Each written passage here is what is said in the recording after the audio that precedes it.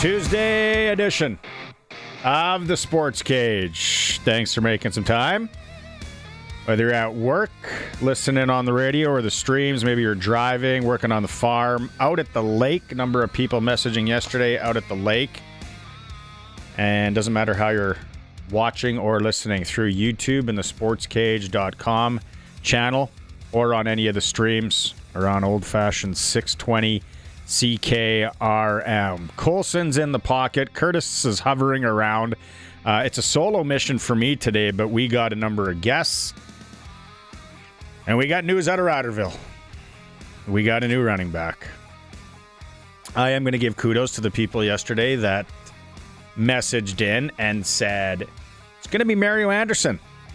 He was at camp. He was on the practice roster, then got released. So, kudos to you. Let's keep the engagement going today. Let's keep it buzzing, as they say. 936-6262, Prairieland Rentals text line. If you need to rent anything for a summer job, maybe you're looking ahead to fall, and I tell you, they got spades and they got skid steers and everything in between. Also, they are the Husqvarna dealer. If you want to buy anything on the Husqvarna front, 600 Albert Street, you get to deal with the owner again. That number, 936-6262.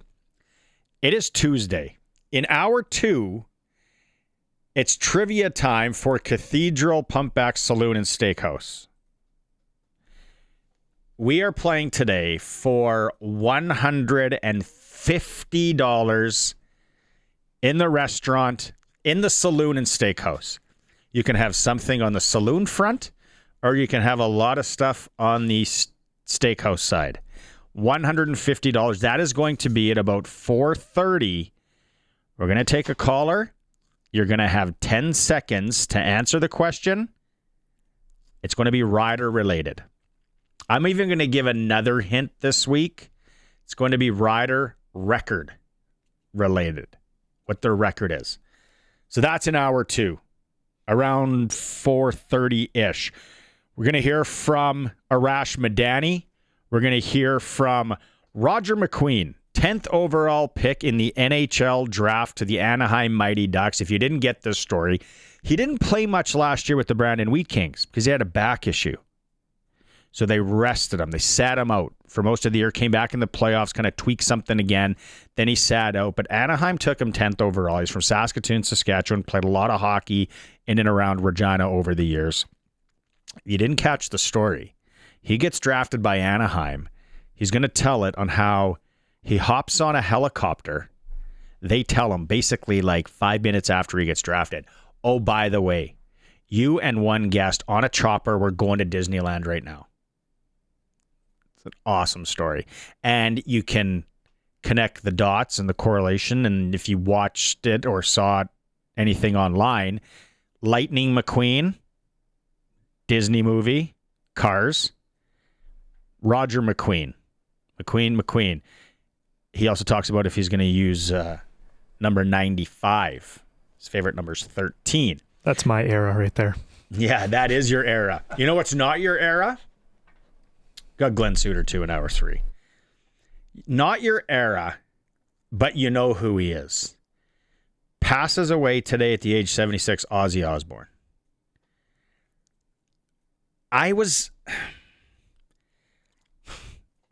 was never a huge Ozzy Osbourne fan because I didn't grow up in a household where Ozzy Osbourne was played. But when you start going to hockey games, and back in the 80s, if any of you are in my demo or older, maybe slightly younger, someone would bring in the ghetto blaster. Sorry if I offended anyone from a ghetto. But there was tape. And then it was a little CD. But how many times in hockey dressing rooms have you heard Ozzy Osbourne songs? Or other dressing rooms as well. Crazy Train. With sports anthems, where is that? Is that top 5? Top 10? I don't want to do the Mount Rushmore thing. But Crazy Train has to be up there. But I I got exposed to it when I was probably in that 12, 13. Ozzy Osbourne, the old stuff, Black Sabbath, Iron Man. Decent tune. See, it was never like huge. My actually favorite Ozzy Osbourne song would be from 1991, No More Tears. And just because I used to go to a junior hockey team in Saskatoon, we used to go, and they played it all the time there. 76 years old. Did you grow up listening to Ozzy in a household? Maybe your dad was like one of those, he was younger, he was an Ozzy guy. He fixed cars. His buddy Wilson came over and they worked on vehicles or fixed things, and they smoked darts and drank stubbies in the garage and listened to Ozzy. Probably was Reg there too. Reg. Definitely a Reg. Popped by from time to time. See, I had buddies like that had young parents. My parents were older. I was the afterthought. I was the oopsie. So I grew up listening to like Charlie Pride, and I think I know all the words to like Ruben. What's his name? Ruben James. Ruben Mays is running back. Lucille from Kenny Rogers, when you first figure out that song, how it hits you right in the feels, you're like, that guy got done dirty. That's kind of the stuff I grew up on. Don Williams. I was actually playing Don Williams last night. And I was like, if I could listen to anybody on a 10-hour drive, it would probably be Don Williams' whole catalog, front to back, over and over. 10-hour drive. But some people it is Black Sabbath. Some people it is Ozzy Osbourne. Crazy Train, Iron Man, Paranoid. See, some of these other songs I don't even know. War Pigs, Under the Graveyard, Hellraiser, Ordinary Man. Shot in the Dark, I know. That's a good tune. Snow Blind. I thought that said Snowbird. I'm like, isn't that Anne Murray and everyone else that sang that song? Snow Blind. So if you got any Ozzy Osbourne memories, or if your dad knew a Reg, would come over and work on things in the garage, mostly just hang out, share them with us. 936-6262. Oh, text messages are funny. People are funny. You guys are funny out there. If you're listening to the stream too, you can chime in on the YouTube channel. But I know a lot of you are talking running back situation with our Saskatchewan Roughriders. We got a new one. And some of you were right yesterday. He was on an airplane landing in Regina. Who knows the connectors? Who knows where he was? But we got him. Mario Anderson. Coach Mace today talked about, first off, the Kadeem Carey injury. He ended up going for some imaging. You know, with things like this, you got to kind of wait for the swelling to go down and to get the imaging. So I haven't heard an official, but I mean, it doesn't look great, man. So, you know, unfortunate, obviously, but you know, we made it a good point to, you know, he did a couple really good things in that game too. And it was awesome. He was able to come in during the meeting, and all the guys able to show him love, man. So, you know, we'll wait to hear. But if I'm a betting man, which I am not, I would just say it'd be pretty tough for Kadeem to play this year. Coach Mace has never hung out with Sean Lemon. You can hang out with me, though. We can sprinkle. I'll get him into a few light bets here and there. No, but all joking aside, Kadeem Carey. And it just sounds, Arash Madani an hour two. He knows him somewhat from the Toronto days. Get his take on it, I'm sure. He just seemed like the word that's used a lot, a glue guy. Kadeem Carey. But we got Mario Anderson in the fold now. Mace talking about his knowledge of the offense was a big reason for why he was brought back. Yeah, no doubt. You know, even in a situation where, you know, we had to let him roll, it was hard because we thought really highly of the kid. It's just, you know, that's just how it goes sometimes. But happy as ever to have him back. Excellent kid, knows the game, was an outstanding college player, and just needed an opportunity. And, you know, this is one for him. So looking forward to seeing what he does with that. I mean, I think we're all looking forward to it, right? So 936-6262, because this is where I hate being soapbox guy. and talking like I know everything. But so Mario's in. He's young. He's 24, American. He's a bit of a stopgap here.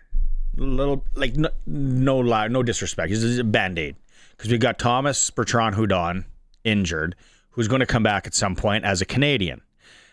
Now Mario's a younger guy. He's probably hyped up, wants to show what he can do. Put me in wherever, and that's probably what they saw in him. They had a tough time, numbers thing. They had to let him go. Probably said, hey, stay in shape. We might be bringing you back. So if you were playing the odds, at some point he goes back on the practice roster when Thomas the Train is ready. There's no guarantee about anything, health. We're early in the season, somewhat. We're third through. So this all makes sense to me now.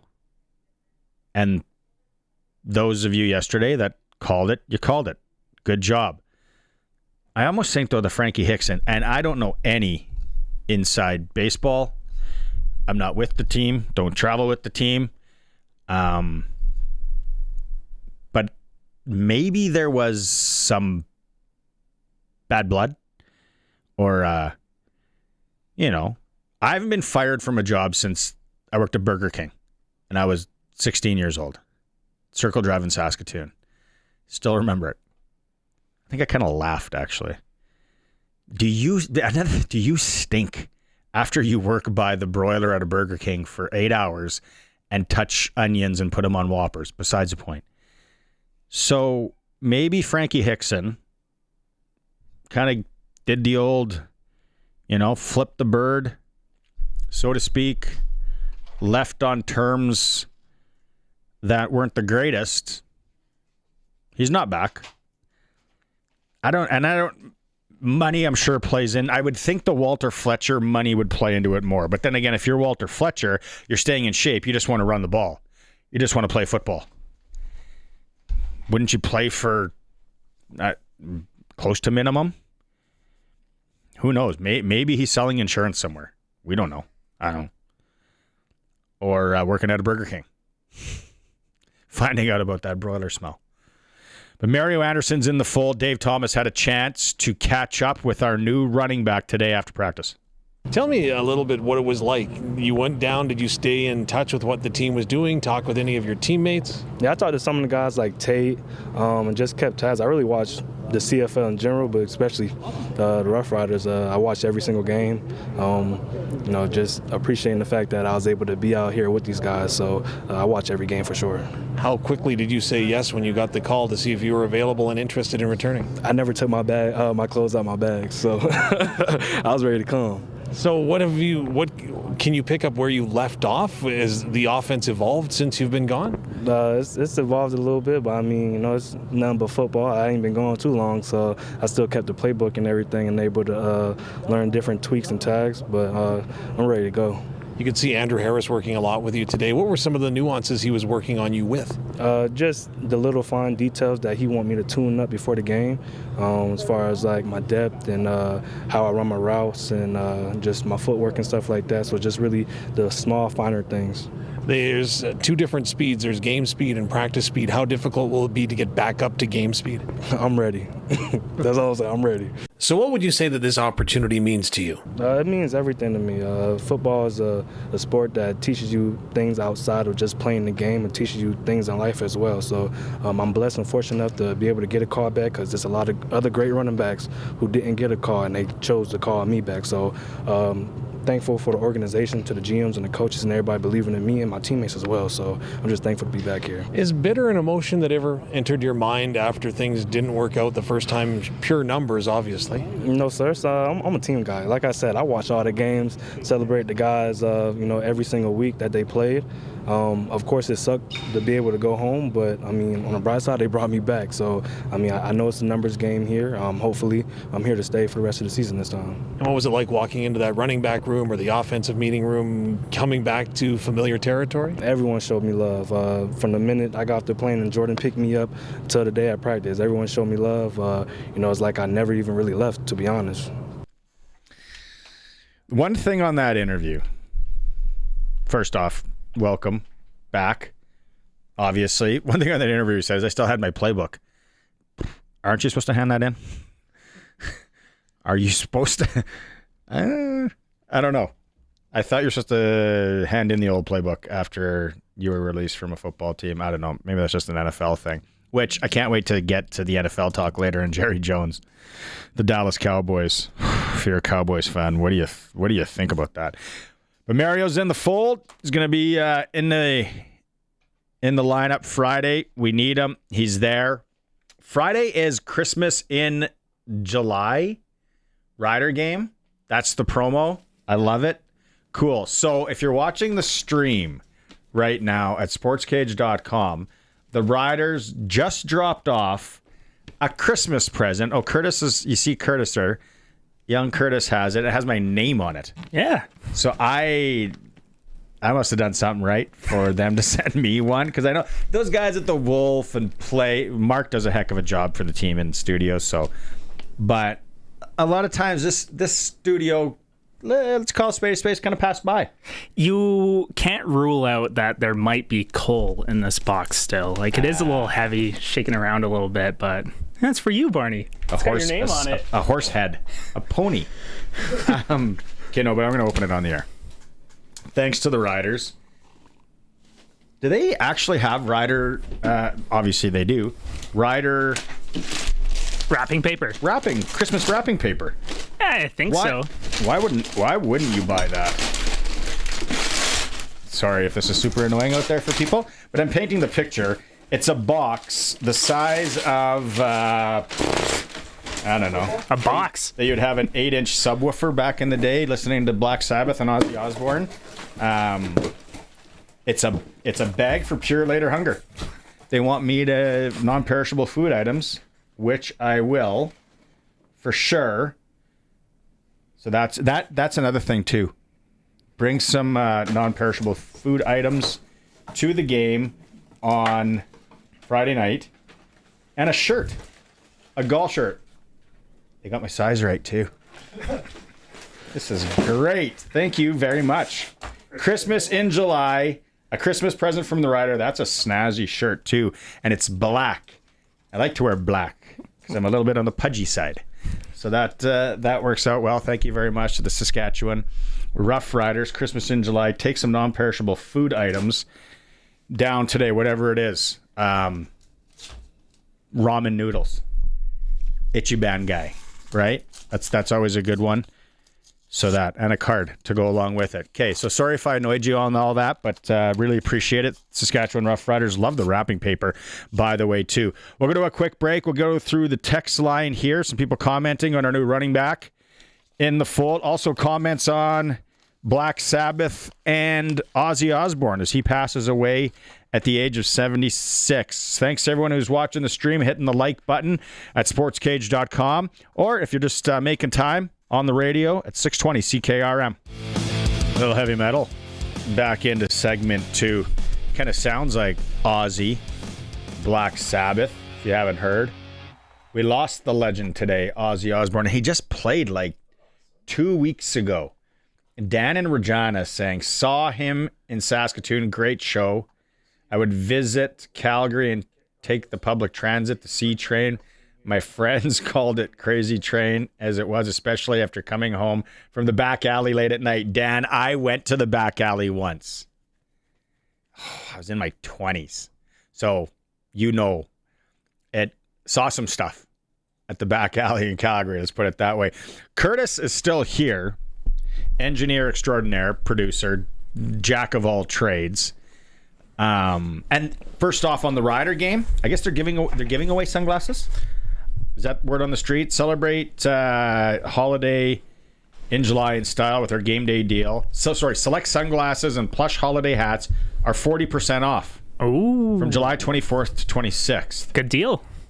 They got everything going on. $5 beer in the park. I'm actually going to go have a cold beer before the game in the park on Friday. The weather's supposed to be perfect. Christmas in July. I wonder how many Christmas carols they play during the game. If they do, if Music Guy by chance listens to this show, can we get some Dolly and Kenny?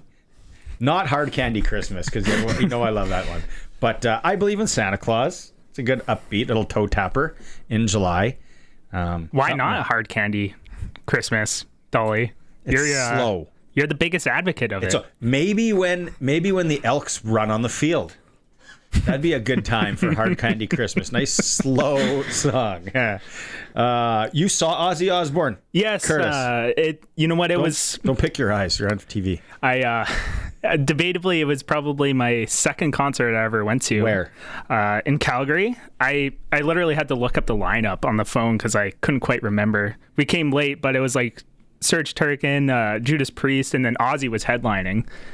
And wow, it was a really awesome concert. And how many years ago? It was in 2008.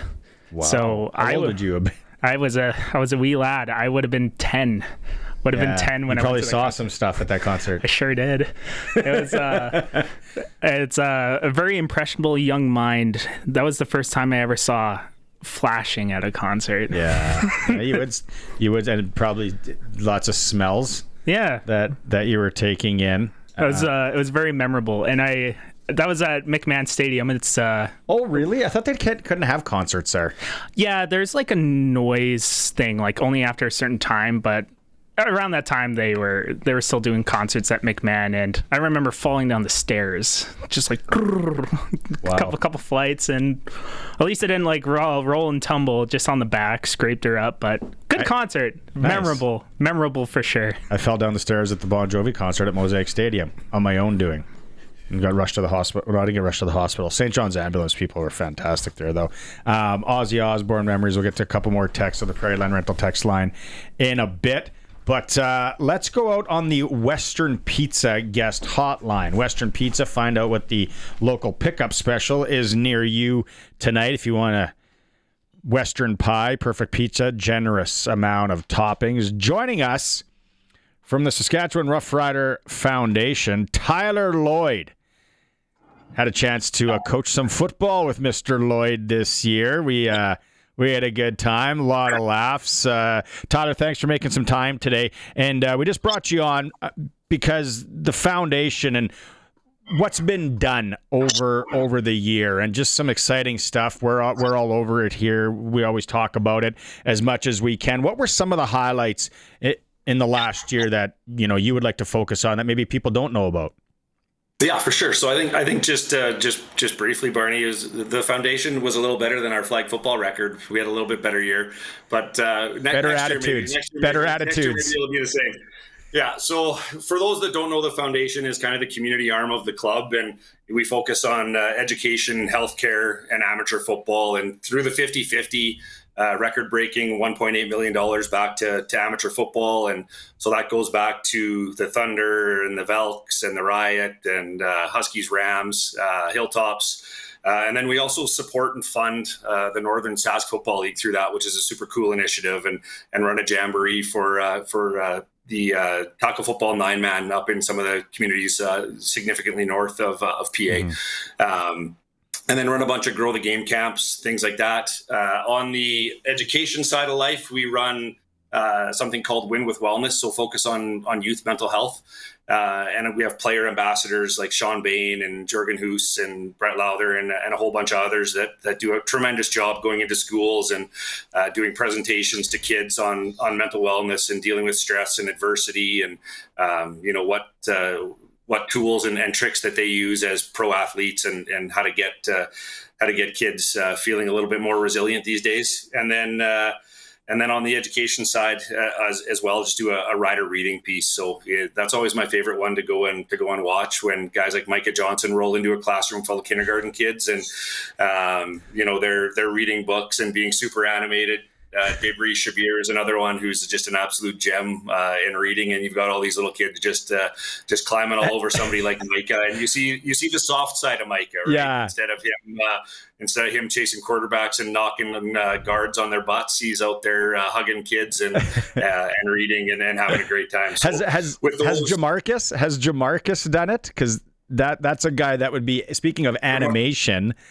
Jamarcus hasn't, but I'll give you a little blurb. So Jamarcus is one of our ambassadors for our Children's Hospital Lottery, which is another thing that the foundation does. We've got a joint partnership with the foundation, Club Foundation here, the Ryder Foundation, and the Jim Pattison Children's Hospital. And he's one of our ambassadors. And we did a video shoot for Labor Day where our ambassador from the Children's Hospital, his name's Henry this year, is just a young kid, nonverbal, speaks through an iPad.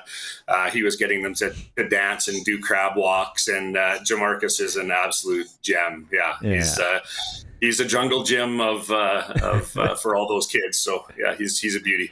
The 50-50, Tyler, and we talk about it here a lot, obviously this week, and the deadline for the early bird is Thursday at 5 p.m. This week's early bird prize is the Kananaskis Nordic Spa, 2 nights at a Kananaskis hotel, 1 day hydrotherapy, or you can just take the cash, $2,700 cash. It's just a great initiative because not everybody, but most people are buying a 50-50 anyway. You don't have to buy it at the game anymore, old school style. You just go to riders5050.ca, buy your ticket. But these early bird prizes, they've been so creative. And some of them are real good. Like, I'm at the point where they were so good this year where I was like, man, I wish I didn't work here because I would like to win some of these.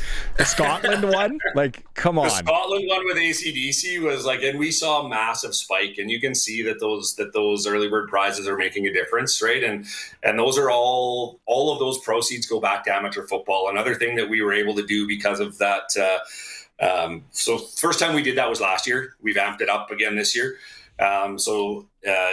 We were able to provide 1,000 helmets, 1,000 helmets to youth football, and that went through Football Sask, and they distributed those helmets. So over and above what we normally do for amateur football, because of the success of 50-50, we're able to start a program which we titled Equipping the Heartland, right? And so one of the biggest barriers to the sport is equipment, and making sure that they're safety and certified, and helmets are $500 to $1,000 a pop. And so communities that are running 9-man, 6-man programs and, don't have the sponsorship dollars that the Reginas or Saskatoons might have, or even the registrations, struggle really with that safety and that equipment. So we were able to take those proceeds and buy 1,000 helmets, distribute those all throughout the province. And so hopefully, we'll be able to do more and more of that with shoulder pads and more helmets and things like that as the 50-50 grows. And it's just been an awesome year for 50-50, honestly. Like our last game, like I know it was a tough one for 90% of the football operations crowd with the last home game and the smoke, and then we were looking out the window today, obviously, and being like, "Come on, wind, let's go, get out of here." Yeah. But that double header, which was a single header for us, was we broke a record for in season. I guess over $500,000, right? And so we've only ever seen that at Labor Day or playoffs before, and so. Yeah, it was a big day, and those are the best phone calls to make. So, I get to phone the winners after. So you're like, hey, guess what? You just won $267,000, and they're like, pardon? I just did what? You hope they don't have the big one on the other side of the phone. Right. It's less exciting when it's some of the away games and we're handing out 60 or 70, but even that's a substantial difference maker, right? And just so that the listeners know that every dollar there for those 50-50s goes back into amateur football and supporting grassroots and those types of events. It's funny because when I'm at the games, it's always I tend to always seem to buy from the same guy. Great guy, listens to the SportsCage too. And our phone number, because that's how easy it is now when you're at the game. It's like, what's the phone number? Boom, you're in there, all that. They call you, don't have to worry about keeping your ticket like the old days, or if you're going to a senior hockey game. And it comes up as Trisha. It comes up as my wife. So he's always coming up to me, hey, Trisha, do you want a 50-50? And I'm like, yeah. I'm like, what happens? She's she's going to get the call. And I'm like, She would get the call, yeah. is she going to let me know if it's a big one?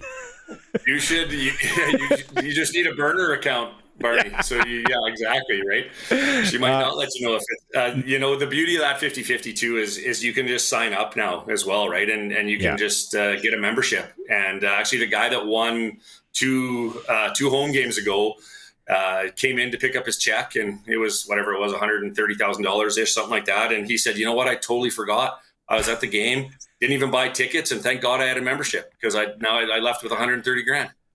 Great story. I love it. What's I heard something about a backpack blitz. I don't want to get people depressed with the back to school thing. Is that something that's going on through the foundation? It is. So we're launching that. It goes live tomorrow. So we've got a couple of ambassadors as well. I think we're still working on who that's going to be. But last year it was Sean Bain. So I'm sure he'll be back again this year. So it's a backpack blitz. So we just work with some of the inner city schools and some of the community schools around the stadium and try and be a good neighbor, right, as part of the community and part of the brand, and using the brand to make sure that the kids that are going back to school that are less fortunate than some of the other jurisdictions in the city have what they need to be successful on the education side. So I think we've backpacked them out the last little while. So I think we're changing it to binder blitz this year, but because we've filled them up full of backpacks, and now they're all asking for those fancy zip binders. So I think we're gonna use a different B word and go binder blitz, but same kind of thing, right? And then we put those packages together in the locker room and the players, and then go distribute them when kids are back to school at the first week of school. If it was the 80s, all the kids would want the 100 crayons with the sharpener. Remember, that was the big thing in our day when you're going back to school. Yes, if you had those, you were a baller. Like your parents were on. Kids were. If you had your own sharpener, absolutely. It's great. I love it, and just so much money, and it's given back. And a lot of people, it's like, oh, they bought helmets or whatever. You don't really get it because, like you said, like these little programs out in small town Saskatchewan or northern Saskatchewan, doesn't matter where, helmets are expensive and they're so important to the game. And I was joking yesterday where there would be a lot of schools that are using the helmets that you and I would have used, or our kid, your kids that are a little bit older would have used. And helmets are a big thing because football is a sport that you need equipment and you need the proper equipment. So you guys do a heck of a job. I was wondering yesterday, because I know you work at the stadium, and there was no sign of Andrew Harris out working, running around by chance, maybe trying to get in shape, and then they signed Mario Anderson. I was like, maybe Tyler Lloyd will shoot me a picture. Andrew's graduated to playing on the club slow pitch team, so he's our fastest. He can hit an average ball to third base and still beat it out. Where 90% of us would be out. Andrew gets there in no time flat. So, he's playing slow pitch. I think he would have, taken the chance to go back. But sign Mario real quick. Unfortunately, I was in BC. We were meeting with some of our legacy donors and some of our other annual donors out there that used to be from Saskatchewan, and we're out in BC. And you hate to see an injury like that to a good guy.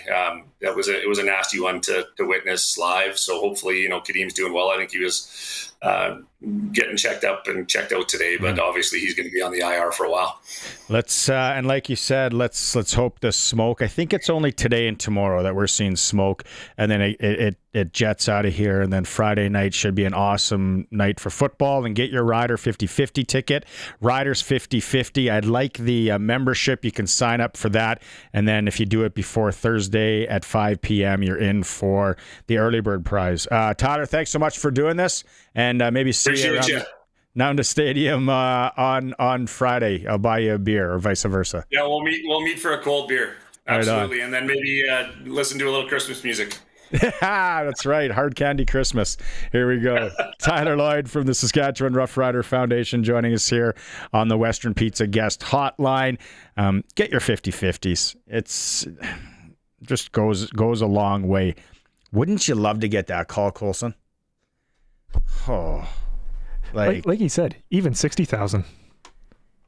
Even 6. I won that at a 50/50 this year in the Fort. but besides the point. Yeah, come on. That'd be a fantastic call. Hey, you've won 100 and some thousand. I know a guy that won 70 once. That's a good one. It's a nice victory. And you're not gonna win if you don't play. Absolutely. Like he was saying, if the call goes to your wife, would you just show up and, honey, when did we get a new fridge? When did this happen? You might show up to a note that says, hey, smell you later. Yeah, no, it's a lot of stuff can be done with some of that money. We're talking big prizes too.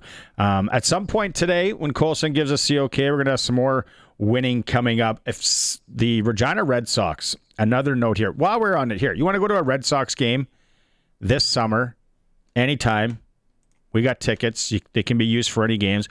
We'll give away a 2-pack of Red Sox tickets because we just heard a little while ago, Medicine Hat tonight, the Red Sox, that game has been postponed.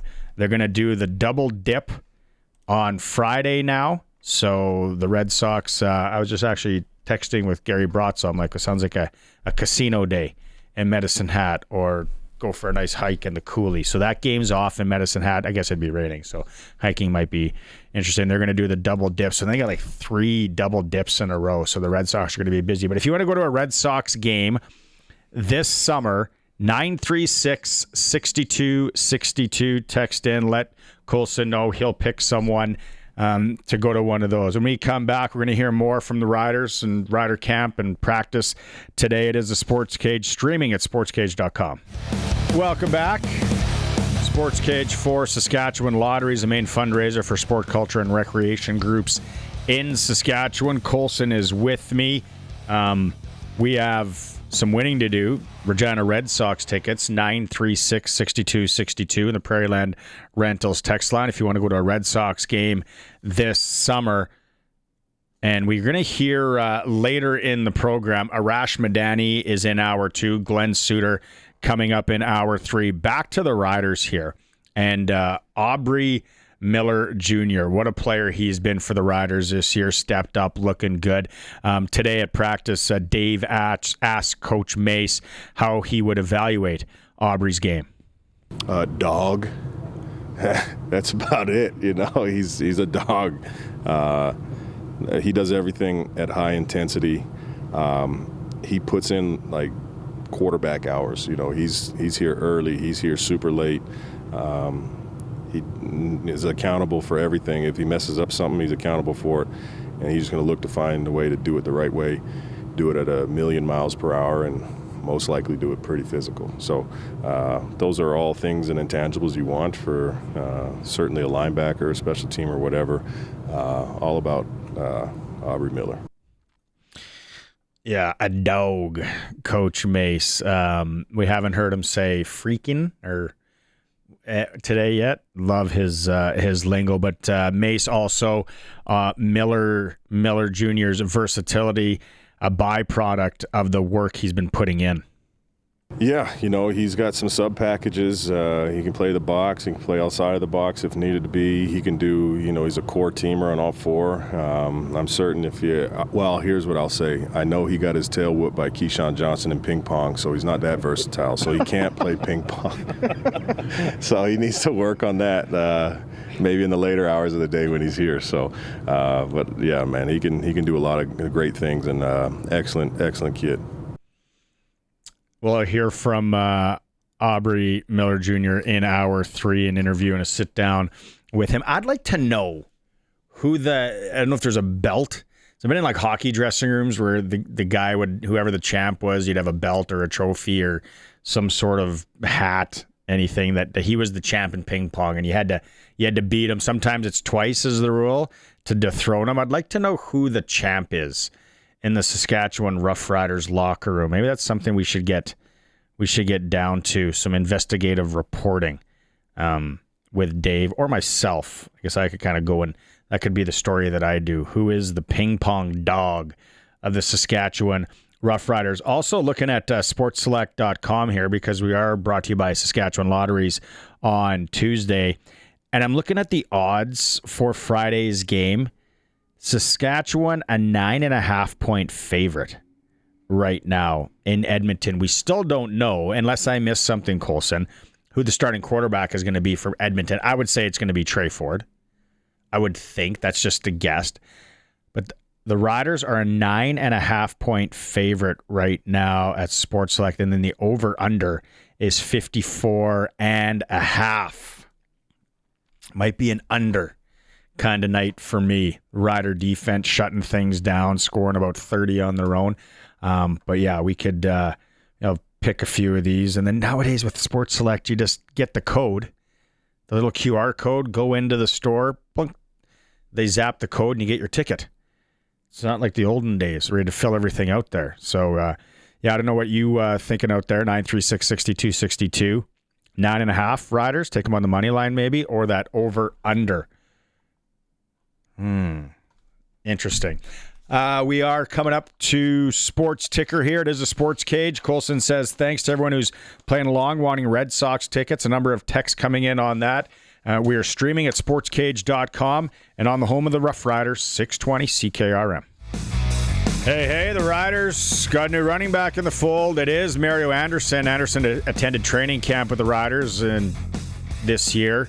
Spent the start of the season on the practice roster. Coach Mace, was Mario Anderson's knowledge of the offense a big reason for why he was brought back? Yeah, no doubt. Even in a situation where, we had to let him roll, it was hard because we thought really highly of the kid. It's just, that's just how it goes sometimes. But happy as ever to have him back. Excellent kid, knows the game, was an outstanding college player, and just needed an opportunity. And, this is one for him. So looking forward to seeing what he does with that. Western Canada Baseball League, Regina Red Sox rained out in Medicine Hat. They're going to play a doubleheader on Friday. Saskatoon's in Swift. Weyburn is in Moose Jaw. Major League Baseball, Jays and Yankees again today. Jays won yesterday, now 4 up.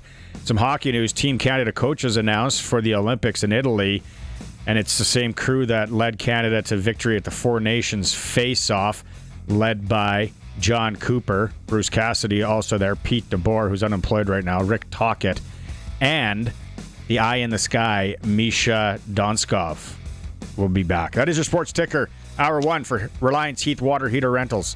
Keeping you in hot and soft water. Call on Reliance. Hour 2 is going to start with Arash Madani. It is The Cage, streaming at sportscage.com. Hour 2 of the show, like he said, for our good friends at Saskatchewan Lottery's main fundraiser for over 12,000 sport, culture, and recreation groups in Saskatchewan. Colson's with me in the pocket today. Thanks for tuning in, or if you're watching on the stream at sportscage.com. A lot to get to here still. In Hour 2, Arash Madani standing by. We are going to play our Pump Jack Cathedral trivia. Bottom of the hour. $150 on the line today. You have to call 936-6262. So get your dialing finger ready, as they say. And I'm going to give you a hint. The question is going to be based around the Riders' record this season. Okay? We got that? 150 on the line. About 4:30. Also, interview with 10th overall pick in the NHL draft, Roger McQueen, who plays for the Brownie Wheat Kings from Saskatoon, and his crazy story on getting drafted by Anaheim, hopping on a helicopter, going to Disney. That's really cool. So a lot to get to. A lot of fun. We got 20 more minutes, too, for Red Sox tickets. If you want Red Sox tickets at 936-6262, then we're going to shut that down. Then we got other winning coming up in the back half hour of the show. Winning and more winning going on here. But let's get going with our friend Arash Madani. It's time to go coast to coast with Arash Madani for Smart Investing Solutions. Be smart with your money. Call Brian Gawley at Smart Investing Solutions, 546-2533. Arash Madani joining us. A lot to get to today, Arash, and a lot of different topics. Let's start with the unfortunate passing of Ozzy Osbourne at 76 years. Do you have a favorite Ozzy Osbourne song? Are you a big Black Sabbath guy? No, but I mean, Crazy Train is Crazy Train, isn't it? I mean, let's be real. That's the go-to Ozzy Osbourne song, so that's what I think of right away, Barney. Sports anthem, right? Like that would have to be top 10, maybe top 5 sports anthems. Yeah, like you go, We Will Rock You and the rest. that's right there. That's right there with all of them. There's no question. And 76 years old, like I mentioned on the show earlier, I thought Ozzy was a lot older than that. Obviously, Parkinson's. Sure. It's sad that that guy lived a life, though, right? That's all you want at the end of it. When you shut her down, you want to say, I put in a solid life here. Yeah, that's a hell of a shift. He did a lot of living in those 76 years. I bet he had a few close bouts with death along the way, too. I'm going out on a limb here, I know. But yeah, if that's the way you're going to go at 76, well done, sir.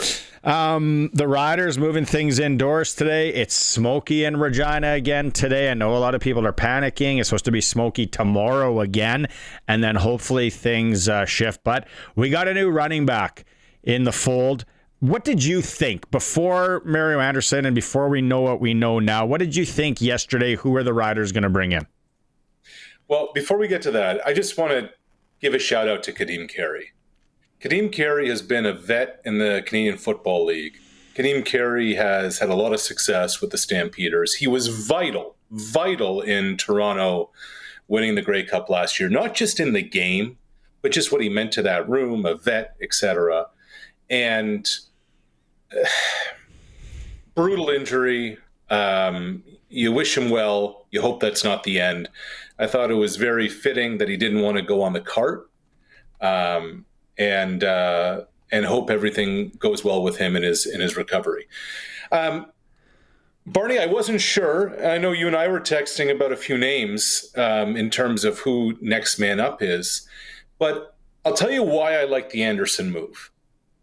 Because this train is going. Like, the Riders are rolling right now, and you want to just make sure that there's not going to be too much of a disruption. The fact that Mario Anderson was in training camp, the fact that he knows the people around the locker room, the fact that he was on the practice roster, the fact that he knows Mark Mueller's offense, the fact that it won't take long for him to pick up any kind of terminology, etc., it just kind of slides in. It's the epitome of the next man up mentality. So I don't know how many other comps were out there on the couch on the street, but that's why I like the move, and I think that's why they made the move that they did.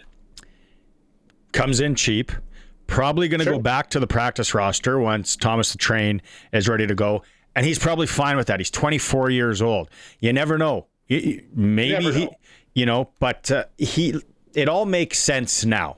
And I think we're all talking veterans and Walter Fletcher, and I thought maybe Hickson.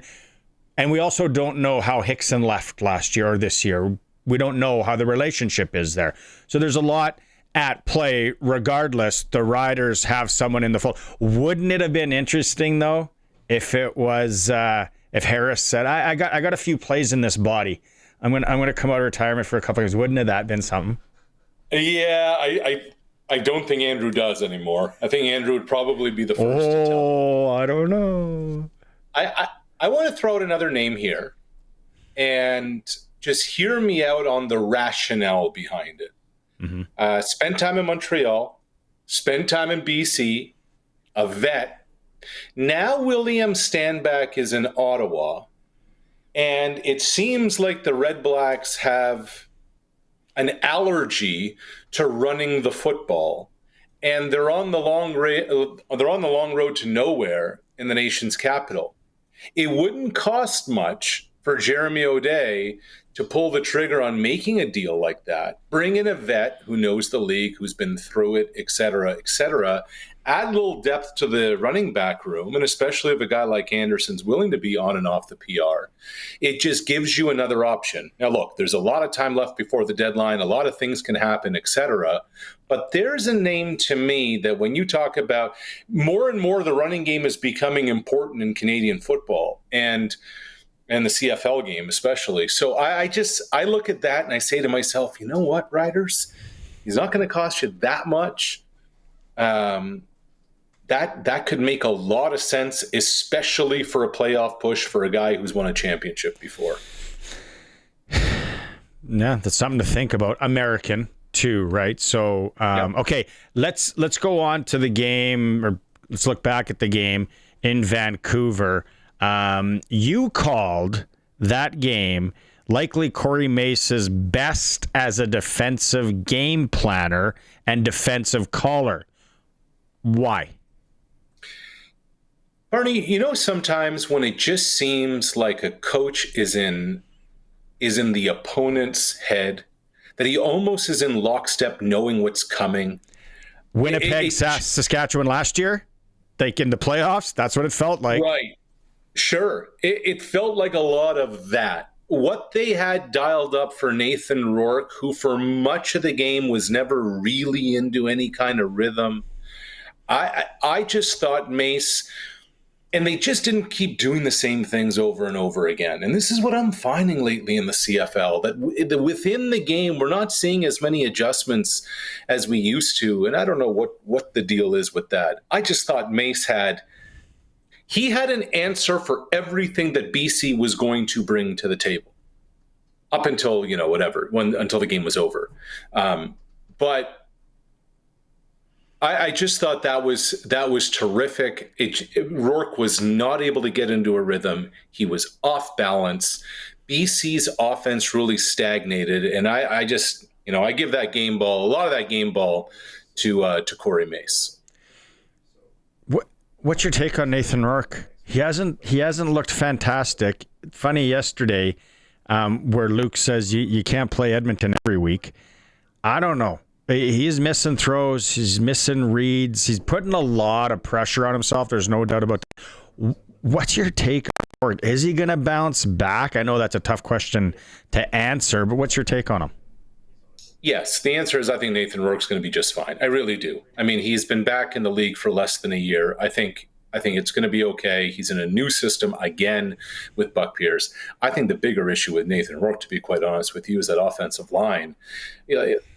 Nathan Rourke was under siege for a lot of that game, was never really able to get into a rhythm, etc.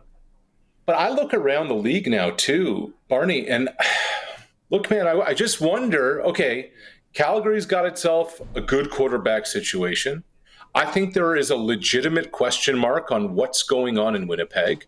I know Zach Claros was back from injury, etc. at practice today, but just in terms of production, Zach's suddenly starting to look his age. Toronto's quarterback situation is a mess. Ottawa's quarterback situation is a mess. Davis Alexander, who knows when he's going to be back. Quarterback play in general is a bit of a problem. And excuse me, somebody was trying to FaceTime me there. You skipped the dishes. Lucky Loggers are here. Right. That wasn't Nathan Rourke, by the way. So I just look at it and I just think quarterback play is an issue. I think Rourke will be fine, but there's a lot more to it, and I think it really starts up front for BC. It's not. It hasn't really gained steam yet. Maybe it has in certain areas.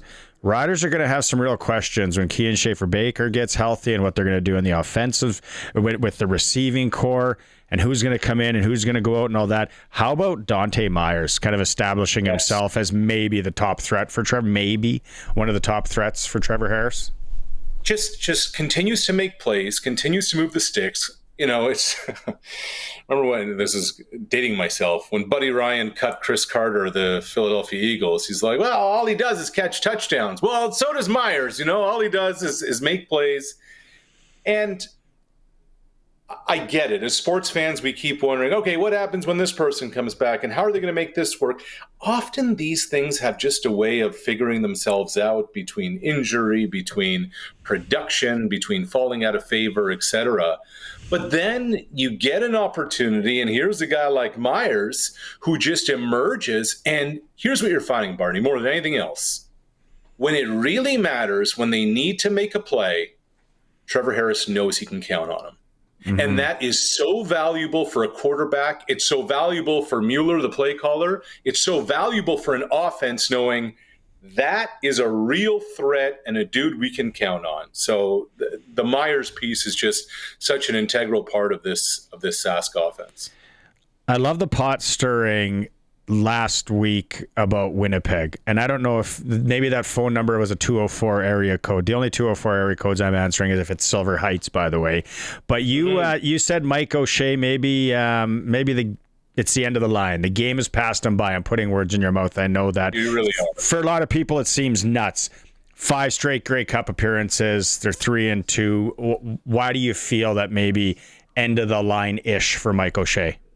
So Mike O'Shea's been there a while.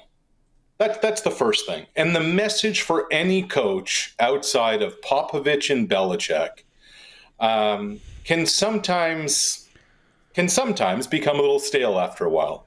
Even O'Shea's former coach, Don Matthews, that happened to him. Mm-hmm. I think a lot of people get caught up in, well, they're 3-2, et cetera. And they talk about the Grey Cup appearances, sure. But let me remind you, Barney, that in the last 3 Grey Cups, the Winnipeg Blue Bombers lost to teams quarterbacked by McLeod Bethel-Thompson, Cody Fajardo, and Nick Arbuckle. Today they are backup, and would be backup if the Toronto starter was healthy. In each of those 3 Grey Cups they lost, Winnipeg was the favorite. In each of those 3 Grey Cups they lost, the Bombers led at the half. And so to me, it's also a residual. Like, okay, when you lose 3 in a row, do things start to kind of splinter? Do guys start asking questions? And then you get blown out by Calgary going into the bye, and then you get crushed again coming out of it. And I just kind of wonder, a room full of vets who are like, I don't have much time left. What's happening here? These are some of the things I wonder about. Okay, when's his contract up? End of this season or what? End of this season. End of this season. And so, like, yeah, you mentioned Andrew Harris earlier. Here's the other thing about the whole situation over there: how Andrew Harris was handled on the way out. The way people are treated on the way out should be, especially somebody from there who's helped you to a championship. That stuff matters. Like, why isn't Kenny Lawler a Blue Bomber? You know, he was in the building, he liked it there, et cetera, et cetera. You think Kenny Lawler helps that team right now? Then they go bring in this Mitchell guy who's not playing. I have no idea why at receiver. And I just look, winning solves everything. John Madden said it's the best deodorant. The problem is the Bombers aren't winning, and this is why questions like these, and you reverse back about things, and you just wonder, okay, what are the ramifications of the last 3 Novembers? Speaking of winning or not winning, what's your take on what's going to happen in Ottawa? What's going on in Ottawa? It's bad. It's really bad. And I'm not like, I'm not a hyperbole guy, but Barney, it feels hopeless. It really does. They're not, they can't, they have no deep passing game to speak of whatsoever. They are very predictable on offense. They are not running the football. The defense can only do so much. It's just not good. And there's not a solution to this. Like, you're 1-6 at the bye, and you say to yourself, okay, what do we do? If you fire the head coach, if you remove Bob Dice and put Rick Campbell in, does that make you better? I don't think so. You've already, just last year at the end of the season, you fired your defensive coordinator. Baron Miles is doing okay over there as a position coach in Calgary. Getting rid of the GM now is just disaster. That's not the right move.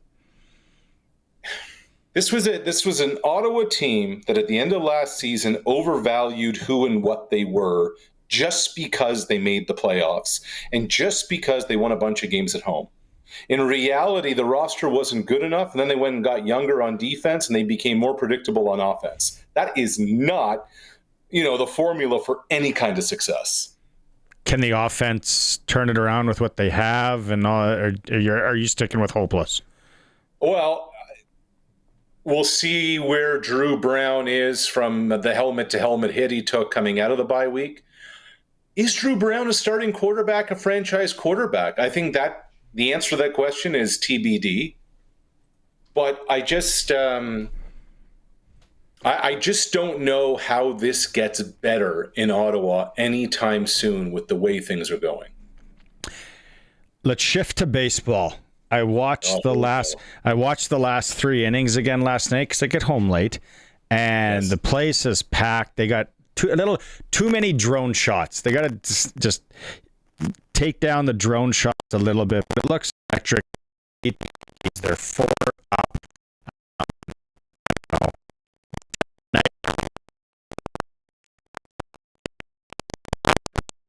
That city.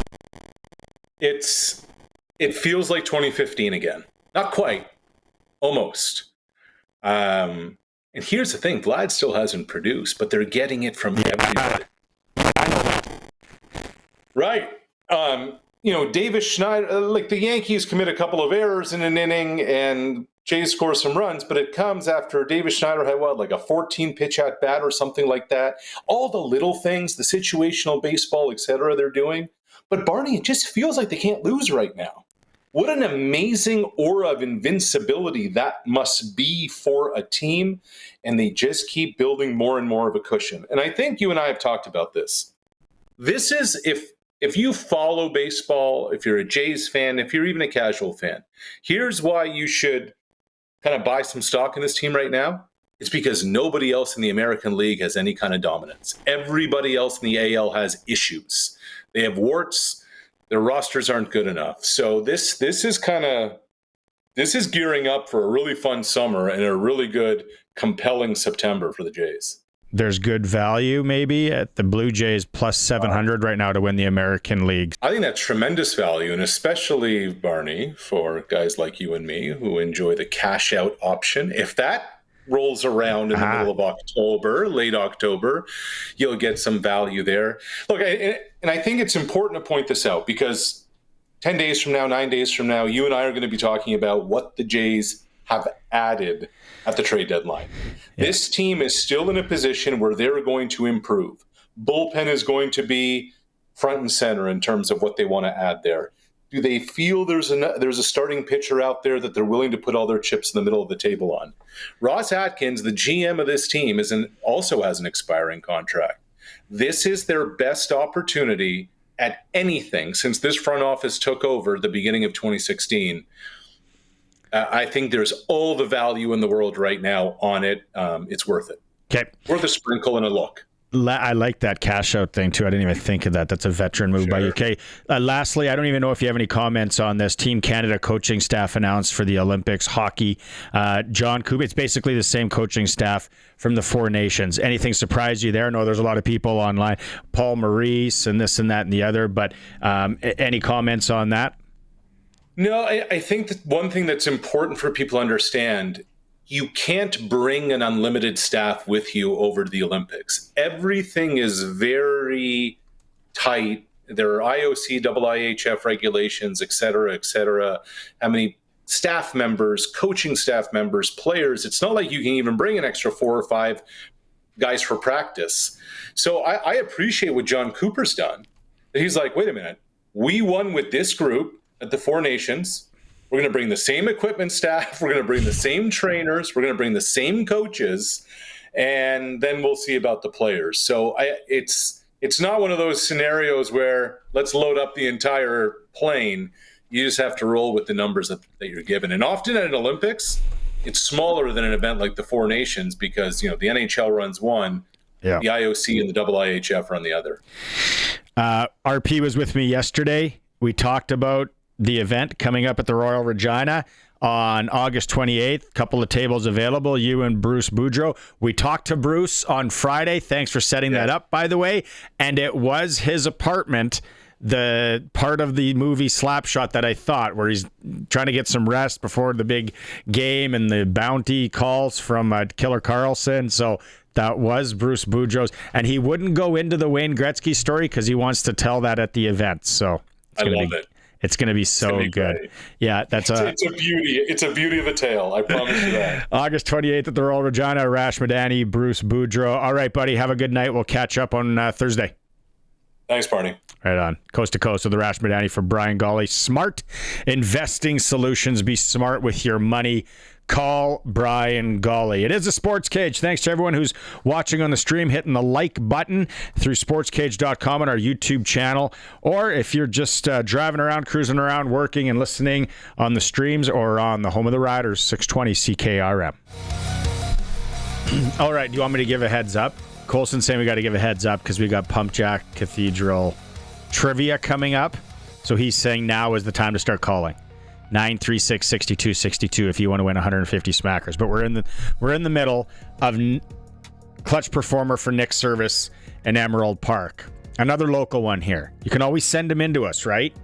If you got anything that you think warrants Nick Service and the clutch performer, it is... Pull it up here. 13 UAA Regina Wolfpack baseball team.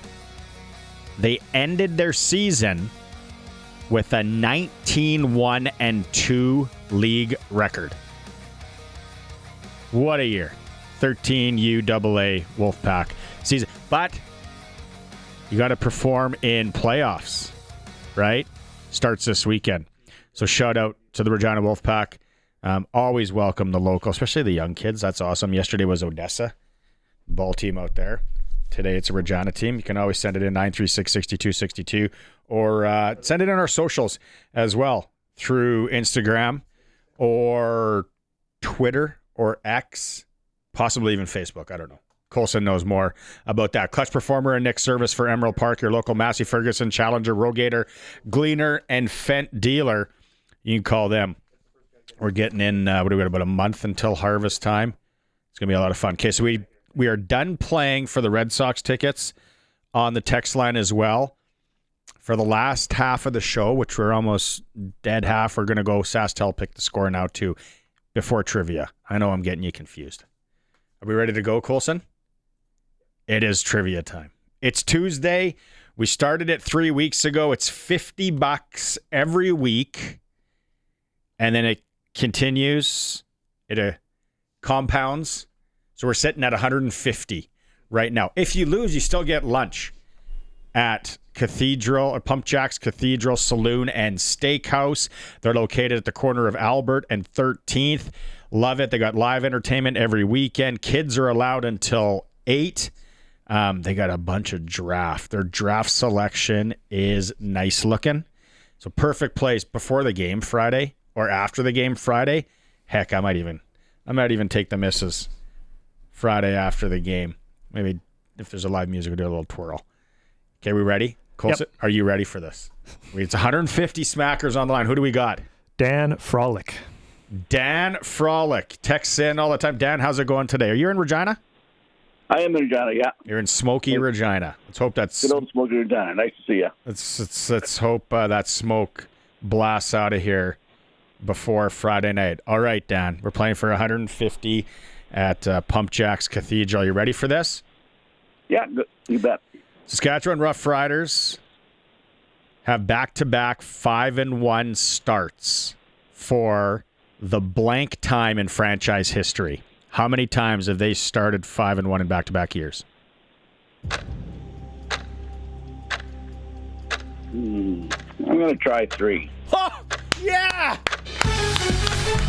Dano, you got it. Beautiful. 150 smackers to Pump Jack's Cathedral. Good job, Dan. Put you on it. Wait, first off, while you're here, we might as well play Pick the Score. What are you thinking for the score Friday?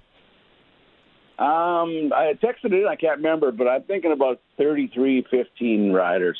Right on. That a boy. Appreciate you calling in, Dan, playing along. Congratulations on that. Oh, thank you very much. Right on. Colson's going to take all your information. So you could be like Dan Frolic right there. He's got $150. You could take a couple of friends. Pump Jack's Cathedral will play it again next Tuesday. Kids are allowed until 8. Live entertainment every weekend, located at the corner of Albert and 13th. Come early, stay late. The place where friends meet. Yeah, I'll meet you there. I'll meet whoever there on Friday after the game, after the Riders slap around the Edmonton Elks. That is I got excited. Excited there, Dan. I thought it was a tough one. Third time that the Riders boast back-to-back 5-1 starts. Oh, let's take a break here.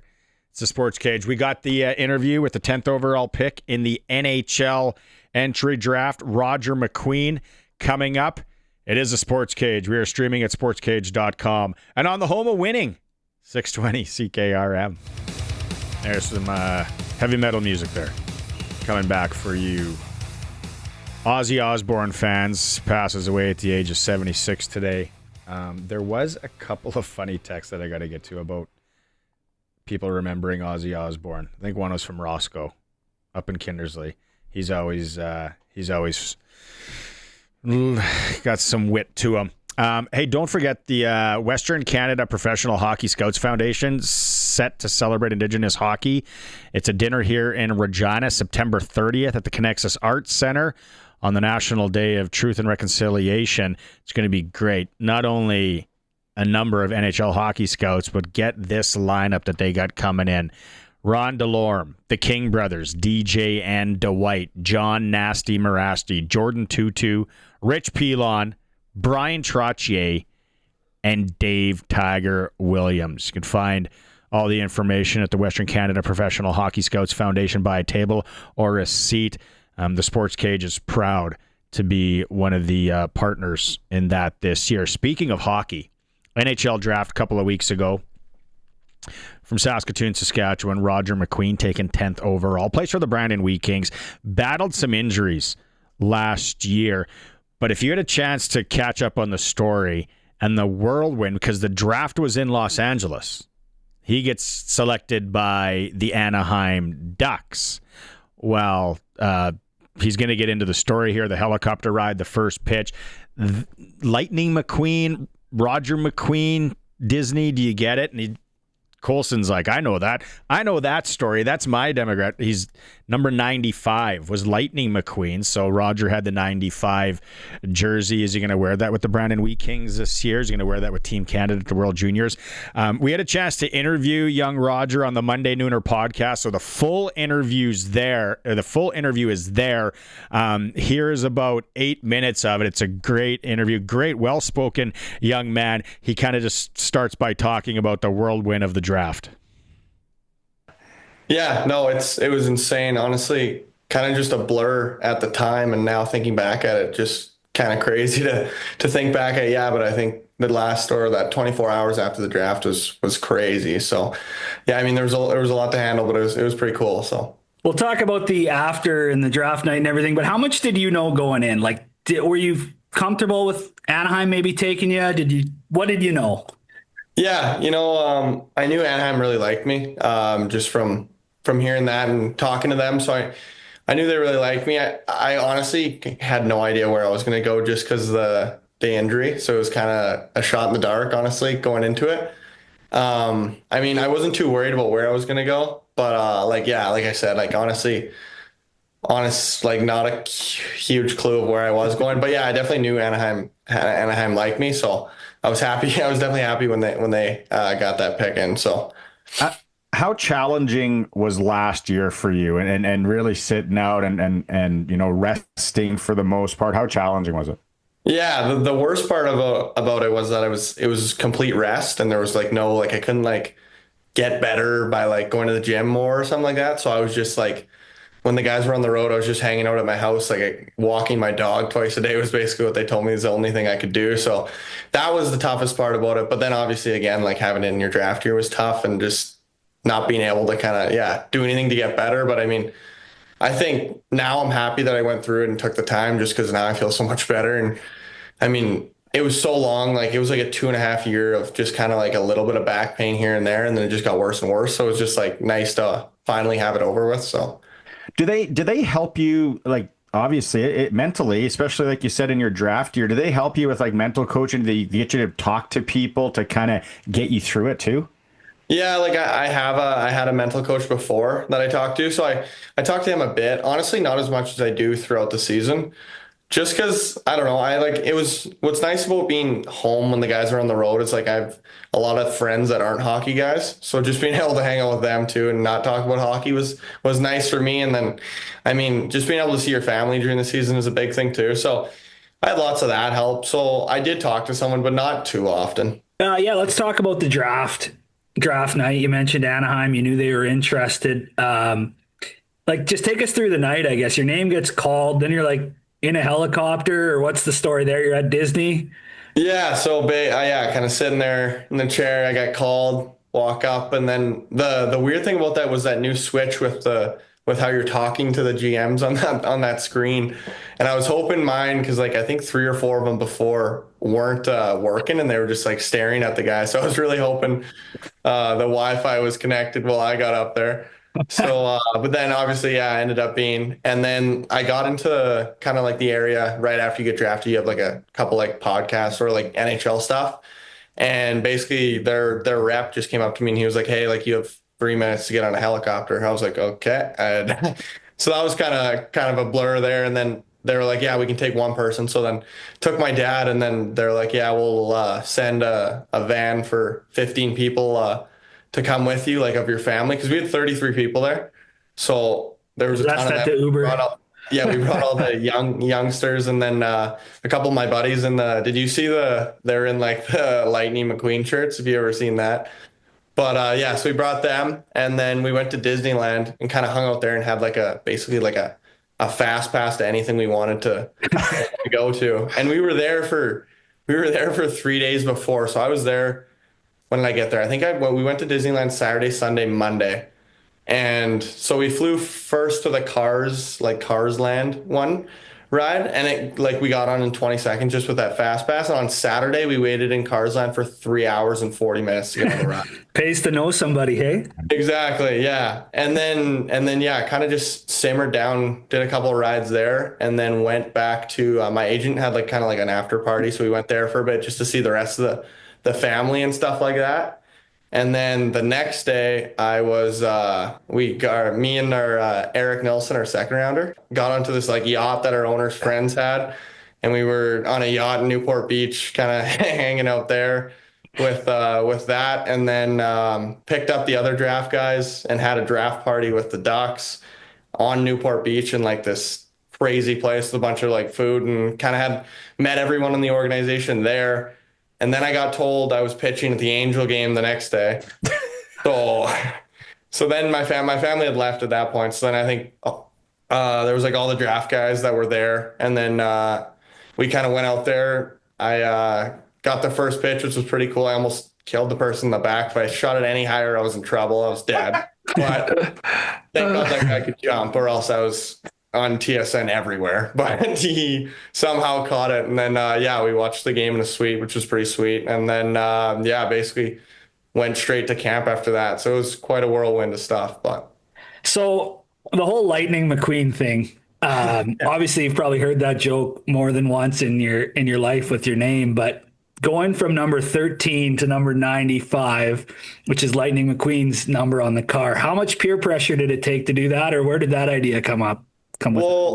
So the moral of it is like, I'm not for sure 95. I mean, there's been so much like of this. Oh yeah, for sure. Like my favorite number is still 13. So like I would still love to wear 13, but I do like the number 95 and everything kind of come around it. It's pretty funny, but there's definitely a lot of outside noise into that sense. But I mean, we'll see, but I'm definitely not sold for sure. So I shouldn't have ordered a 95 jersey. Yeah, no, but there's a lot of speculation, but we'll see. It's not set in stone.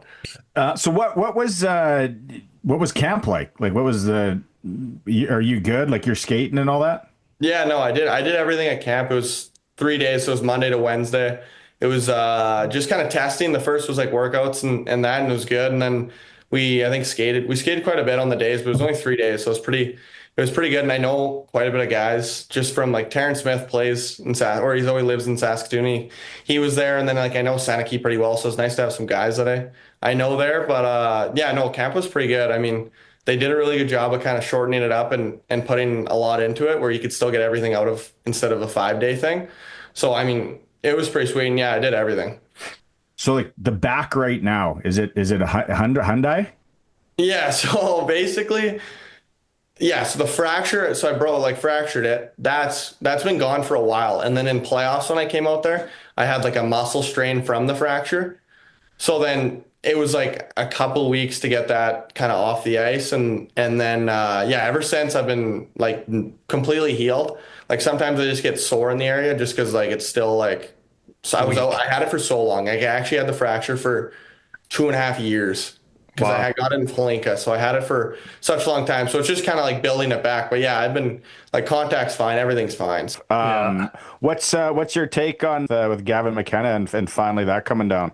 Yeah, well, I know Gav pretty well, so I knew for about a month, or 3 weeks there. So I had already known. I was just waiting for it to get announced for the world to blow up. But I mean, yeah, like I don't know if that guy can come back to the dub, just how good he is, and I think it's probably the right move for him. I mean, he's so talented, and just I think he'll be totally fine. I think he's like so smart and skilled that it's not even gonna matter that there's that bigger step. I think he'll adjust just fine. Like I mean, I played with him at U18s, and he was young there and absolutely dominated the entire tournament. It was like playing with McDavid. So I mean, I think he'll be totally fine, and he's such a good dude off the ice too. So he'll the guys will like him, and he'll be great. That full interview again can be heard at the Monday Nooner podcast because he talks about his goals for the year, talks about going into World Juniors, a whole lot more about his dad and his senior hockey stories. So a lot of fun there. Thanks to Roger McQueen for doing that class act. We had a text message come in on the Prairieland Rentals text line when we were doing this that Roger texted the first pick of Brandon that Brandon took in the Bantam draft this year. Roger McQueen sent a text to that youngster. So class act all around. Again, if you want to hear the full interview, you can find it at MondayNoonerPodcast.com. Time for a break here on the Sports Cage. We are streaming at SportsCage.com and on the home of sports in Saskatchewan, 620 CKRM. If you missed it, the Riders have signed American running back Mario Anderson. Anderson attended training camp at the Riders in 2025 here. Spent the start of the season on the team's practice roster. He's excited to be back, obviously. Riders are home to Edmonton on Friday. Western Canadian Baseball League, Red Sox postponed in Medicine Hat rain. It's casino day for the fellas. They're going to play a doubleheader on Friday. Saskatoon is at Swift Current. Weyburn's at Moose Jaw tonight. Major League Baseball, Jays and Yankees again, Game 2. Jays won yesterday. And some hockey news. Team Canada announced their coaches for Italy. Of course, John Cooper is there, but it's basically the same crew from the Four Nations. Bruce Cassidy, Rick Tocchet, and unemployed Pete DeBoer, along with Eye in the Sky, Misha Donskov. That is your sports ticker in hour 2. 4. Extreme Hockey and Sport, the local sporting goods store in Regina, where right now select Bauer helmets 25% off. So if you need a new lid for hockey season, ringette season, skating season, Extreme Hockey and Sport right now, the Bauer helmet clear out at 25% off. We're going to start hour 3 in a bit here, but before we do that, I got you, Colson. I got you. Let's talk to Brian Raymond out at Flowing Springs Golf Course. And Brian, Friday night, the smoke's supposed to clear out, and smoke doesn't really bother you when you're golfing all that much. But smoke's supposed to clear out. And if people are coming in for the game, or if they got the day off before the game, call Flowing Springs.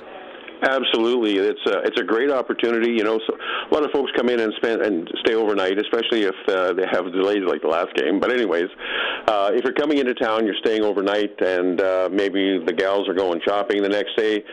What better opportunity to come out and experience a really nice golf course? And all you have to do is give us a call and book your tee time. We'll get you on. We still have lots of openings for Saturday and Sunday. So, yeah, absolutely. It's a great idea. And I know we're going to have some text messages, but the ladies that like to swing the clubs, too, it is a perfect golf course to them because there's a number of different tees. You tee it up from wherever. That's right. We do have, we acknowledge the fact that some gals may be just starting the game and might be struggling and maybe don't hit the ball as far as the guys do. So we have a wide range of tees to accommodate that and make the course just a little bit more palatable to those who don't hit the ball as far. And people, Brian, too, it's that time of the year, maybe if you are a golfer in your mid-season form, if you need, maybe you got to get some grips redone or something like that, you guys can do that out there. Regripping, reshafting, we can do all that stuff. Yes, we've been doing it for years and years and years, and absolutely, we can do all that stuff. Yeah, it's not a problem at all. And how do they find you? What's the best way to book? You can give us a call at 306-543-5050, or you can book online at flowingspringsgolf.com. And then we forgot to mention, too, it's Tuesday, the Wednesday specials. Right. Ladies and seniors over 60, $39 to come out and play the golf course. Give us a call. What a deal. What a deal. All right, Brian, we'll talk to you Thursday. You betcha. Brian Raymond, Flowing Springs Golf Course, the most affordable golf in Saskatchewan. SportsCage, we're streaming at sportscage.com. Hour 3 will start with Glen Suitor. We're also on the home of the Rider, 620 CKRM.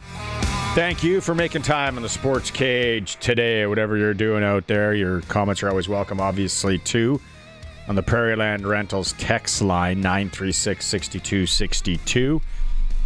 A lot of people remembering Ozzy Osbourne. I did find that one funny comment from Roscoe, because we talked earlier, Colson, about your dad, everybody's dad, having a buddy named Reg. So Roscoe said, actually, I had a buddy named Reg, and we used to cruise and listen to Black Sabbath. There you go. Super fitting. Also, Rick saying he was a big Ozzy Osbourne fan, as well as Paula. Steven, excited to see our new running back, Mario Anderson, in the fold, as is Corwin and Nathan. If you missed that, the Riders have a new running back. He will be playing Friday, as we needed one. The unfortunate injury to Kadeem Carey. We are going to hear in this hour from Aubrey Miller Jr. He's balling out. He's a dog, as Coach Mace said in hour 1. We're going to hear from him in that. But let's keep talking CFL football, and let's talk to Glen Suitor. Time now for press coverage with CFL and Saskatchewan Roughrider legend Glen Suitor on the Sports Cage. Brought to you by Bronco Plumbing and Heating, where professional service is guaranteed. They'll treat you right. 781-2090. Were you an Ozzy Osbourne or Black Sabbath guy, Glenn? Yeah, I have to say, full transparency, that I wasn't a big fan of the music, but, I was listening to, in my younger days, Michael Jackson and Motown, all the Motown stuff. And then that transitioned into country music, which I love now. So I really didn't get into that, but I promise you I wouldn't walk across a restaurant to tell you I don't like it. I'll do that. I'll tell you that right now. So if you loved that type of music, then I'm more than with you. But the character that was Ozzy Osbourne and Sharon as well. Like, I used to watch those TV clips, and Ozzy would just be like talking about whatever it was. It could even have been like a household chore or something. And the looks that Sharon used to give him, and it used to crack me up to think how this couple has learned to communicate. Because, yeah, it was just, what a character. She put in some long hours living and spending time with Ozzy, for sure. So when you said, I grew up listening to Michael, and you kind of took that pause there, I wasn't know what Michael you were going to go after. For a second, I was going to say, is he going to say Bolton? And then it was like W. Smith, maybe Flatley, maybe you're a Riverdance guy. I don't know, but you went with Michael Jackson, who I was a massive fan of. See, I said to Colson this earlier in hour 1. Not that I didn't like Ozzy. You're kind of exposed to him, or I was, in that late 80s playing hockey, right? The guys start bringing in the ghetto blaster into the room and playing tapes, and you go to hockey game. You go to an old Blades game or Pats game back in the day, and you would hear it. So that's kind of where I got exposed to it, because my dad, I was the afterthought. So my dad, there was a lot of Charlie Pride, Kenny Rogers, Don Williams, that stuff. So it's like I didn't have, and then my brother was more like you. He was more into the lighter side, the Eagles, stuff. Yeah. But you look and I think Crazy Train, like Aussie Crazy Train's got to be one of the top 5 sport anthems. Right. Of all time. How that starts, like a kickoff for a football game or an entrance for a hockey team, anything like that in the Black Sabbath thing. So there's a lot of people I know down the hallway on the Wolf. They're doing like a tribute to Ozzy and Black Sabbath right now. But you're here to talk football and our riders in British Columbia last weekend. Let's start with, first off, we talked the out physicaled, and that was the buzz kind of term last week when we played Calgary. The Riders on Saturday, they seemed to bully BC around, and then when I woke up Sunday, I was like, that was the score, because it felt like the Riders, had the spread by 18 points at least. Yeah, agreed. That the notes were taken from Coach Mace from the Calgary game to the BC game, that in order to win, we have to be more physical, because they clearly were. And before we go any further, I know everybody has probably said this, but for Kadeem Carey, I just hope the best for him, and that he can, recover from this. And, when he didn't want to take the card off, I had just such a sort of a sinking feeling, and I'm sure there was a lot of people that have been really involved with the game that were even a little emotional, because he's such a warrior and a guy that, puts it all on the line for his teammates. And you just hope that that's not it, because of where he is in his career. But so I hope for a speedy recovery there. But, the Riders were more physical in Vancouver. When you are in the Canadian Football League and you don't punt the ball until into the fourth quarter, you are dominating the game. You are your line of scrimmage. You're commanding the line of scrimmage. You're dominating the line of scrimmage on both sides of the ball, but certainly on offense. And when you do that, and you have a quarterback like Trevor Harris, who I think, I don't know that this is a stretch to say, but I think he's playing his best ball, the best ball of his career. And he has had some great runs. I mean, his time in Ottawa, he had some great seasons. But I just think he is finding the open guy. He is finding the right read. It just looks like it's effortless for him to figure that out. And then you start dominating the line of scrimmage, and you don't have to punt the ball at all. If you have a bust in the coverage, like we're watching on the stream right now, it's over. He'll find it. I mean, there's a lot of quarterbacks, younger quarterbacks, you could bust 2 or 3 coverages in a game, but they don't find it. They're looking at other things, or looking at the rush or whatever, and they don't see the guy that's wide open in behind everybody. So, if you do it against Trevor, he's going to beat you. And I know we've talked, and I mentioned the injury to Kadeem, but we've talked about injuries early in the season. And Barney, if there's a silver lining in injuries in our game, it's that the young guys get a chance to play when the veteran is hurt, or the guy who's made the team is hurt. So, for instance, without Sam Emilus going down and without Schaefer Baker going down for a bit, we don't know what Robustelli can do. But now we know that Robustelli can be a 1,000-yard receiver. He's got great upside potential, because he's got a chance to get in there. He's got a chance to learn, sort of the nuance of Trevor Harris. And he's a playmaker. And then Sam Emilus comes back, and he starts to, he's still in game 1 in his return, and he'll get back into his groove again, but didn't play badly. In fact, had a few nice catches in the game. But that's the upside. If there is a silver lining in a guy getting hurt, you'll get him back later in the year, hopefully. And in the meantime, you might discover Damian Elford or Joe Robustelli or whomever is coming up through the ranks and has been sitting on a practice roster. Quarterbacks, we had this yesterday. I'm curious to get your take. And I know you don't like to make predictions, but if you had to rank right now quarterbacks in the CFL, or where would you put them? Would it be VA then Harris a close second? That's a great question. That's a great question. Okay, we're gonna work this out. We're gonna work this out because here's the guys that jump out right when you said it.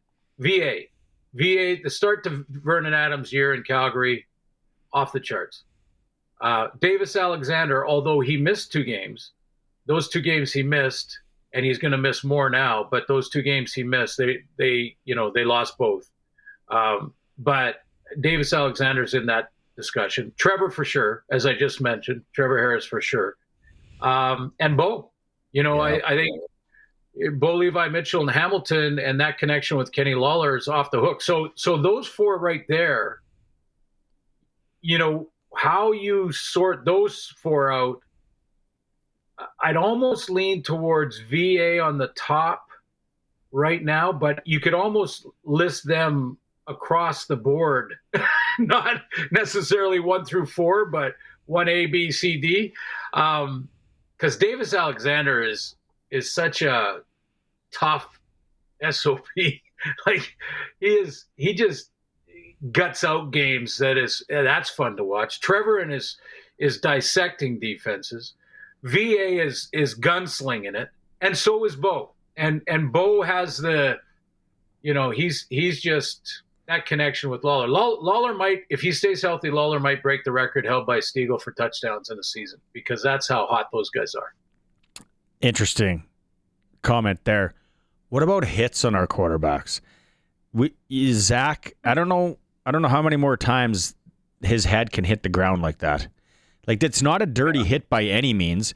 It's just how it happens in football, and anyone that's worn a helmet, played hockey, football, whatever, what that feels like when your head goes back and hits that. And he's at it, and then after it doesn't look good again. He goes out. Strevler comes in.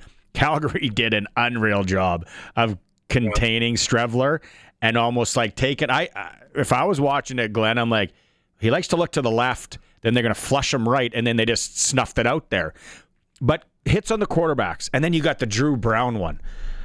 Yeah, that one, you don't think he means to. And the guy's name escapes me, Amos or Deshaun Amos. Yeah, Deshaun Amos. Yeah, you don't think that he's going in to spear him in the head, because he's going in with such force. And we talked to Philip Daniels yesterday, the defensive line coach for the Riders. I was like, how do you coach that? Like, that's so hard for a 300-pound man that's trained to hit people to still back. But the hits on the quarterbacks, do you have any thoughts? Do you just think it's one of those things because it is football? Yeah, it is football, and they're going to get hit occasionally, especially if they're holding on to the ball for that extra second to wait for a receiver to clear, a zone or whatever it might be, to get in behind his guy. That hit on Drew Brown, I know on social media there's been some, it was dirty, this should have happened, that should have happened. Here's how I would sort of explain it from my perspective, just watching the evolution of protecting quarterbacks over the last 10 years and the efforts from the league to do that. And also understanding what you just talked about, Barney, which is how difficult it is to target in that section below the neck, but above the knees, and full speed and coming right at it. So for this hit, Amos is not trying to hurt Drew Brown. He's not trying to knock him out. He didn't aim for his head. There was no malicious, in my mind anyway, there was no malicious intent in that hit. He was going full speed, had a sack on his mind and a big play defensively, and he followed through and he missed the target. He was too high. But having said that now, I'm not sure what the league will do. I know that they were talking about it, a probably announcement either today or early tomorrow, as to whether or not there will be a fine or even a suspension to Deshaun Amos for that hit. I would suggest that be a little harder from the league office, even though there was no malicious intent. Be a little harder in the punishment end so that players take the extra time necessary, even if it's a split second, to make sure they don't do that, to make sure they do hit the target. Now, sometimes the quarterback ducks at the same time. Oh, that's exactly it. Yeah, sometimes you are being tripped as you're going in, or you're being half blocked as you're going in on a blitz, and then the target is messed up because you can't get there physically. So there's a lot of circumstance, but the league takes that into consideration when they're looking at supplemental discipline. They look at those things and they say, well, was he tripped, or what were the circumstances of the hit? That was a straight shot. He missed the target. So in order to send the strong message, a good fine that is not minimum, but a fine that makes the point, to me, would be fair, and say, this is a message to all other defenders. Well, we know there was no malicious intent with this hit. We just have to eliminate it. We just have to take it out, because there's no one more vulnerable than a quarterback looking down the field and taking a shot like that without being able to brace himself or lower his chin, to protect himself. And then the follow through on that is what happened to Zach when he hit the turf. Now, that was a clean hit, and it was in the target area. You can't really, change that outcome, because it's going to happen sometimes. Yeah. The good news is for Zach, what I'm hearing is that with their medical staff and their reports so far is that they don't think this is a concussion as of now. They were being precautionary, definitely in the game, but it looks like he won't have to miss too much time, which is great news. I'd be shocked if it wasn't, especially with the issues he's had, but that's okay. Yep. Back to the game in BC, and Trevor talked about it post game, where he's like, they think this isn't verbatim, but how he's a short throwing quarterback. He kind of dinks and dunks and all that, and then he kind of mentioned how he can go over the top, and he's shown that. Robustelli 2 games ago, to the wide left. Last game, Myers right up the gut, post pattern, throwing it deep, looks good. I like it. There's almost like he's such a nice guy, and he's never going to say, the wrong thing or be controversial. But, it's something you can tell. There's something there that he wants to prove to people that, yeah, I can get rid of it quick. I can dissect the defense, but hold the phones. I can sling it down the park. Yeah. You sometimes wish that the really good guys in our game, and there's lots of them, would just say, you know what? When they get the question from the media, like you're just checking it down or dinking and dunking, and you're not throwing the ball deep and you can't anymore, that you just wish a guy would say, you know what? I'm going to send you some video. Go ahead and watch it, because you're dead wrong, and I can make any throw on the field. I like it. I know that they won't, but you're right. I mean, he is taking where the defense is vulnerable, and then when he gets one-on-one matchups he likes, he trusts his receivers and he throws it up to him. There's a nice catch by Emelis on the feed, and that had a safety over the middle too, but there was trust there, and Emelis was in behind, and he can make those throws. So, like, I know what his age is. I know his injury history, as everyone does, but it's not affecting him. I think Trevor right now has more command of this offense than I've seen him in his career, and I've covered him all the way across, his entire career. And like I said, there's been some really good seasons, and I think he's seeing it, can make all the throws, is getting the protection to do so, and I think it can only improve. Now, they're going to have down times where they don't get some traction and they have to punt and things like that. Sooner or later, they're going to have to punt, even though BC didn't make it. But at the same time, by the way, that's my second game of the weekend is the Lions game, and I'm going to ask Mike Benavides, their defensive coordinator, what's wrong with your defense, man? Because you guys couldn't create a punt against Saskatchewan. But I know Mike, so he's okay with me being a little sarcastic. No, but to your point, Trevor can make those deep throws, and he's done it all season. So I don't know where these narratives get created. I really don't. Here's a question I just thought of while you were talking about that. When's the last time you saw a really good fake punt? Yeah, it's a great one because it's been a long time. And the other thing, the last time I saw a short yardage play where the quarterback faked it and then drops back and throws a deep post, and not on 2nd and 1. I'm talking about on 3rd and 1. And here's one for, and I bet you fans would be behind us on this. Let's hope that there's a whole bunch of offensive coordinators listening right now, and we say, take some chances, because if you get into a 3rd and 1 and you're always doing the same thing over and over and over again, at some point you're going to get stopped at a crucial moment. But if you even once or twice throw it, here's what happens. It's not just that play that could be a huge play where the fans are up out of their seat, but it's a game changer. It's a momentum swing, and it forces every team that you're going to face after that game to spend time in practice defending against the possibility of another throw.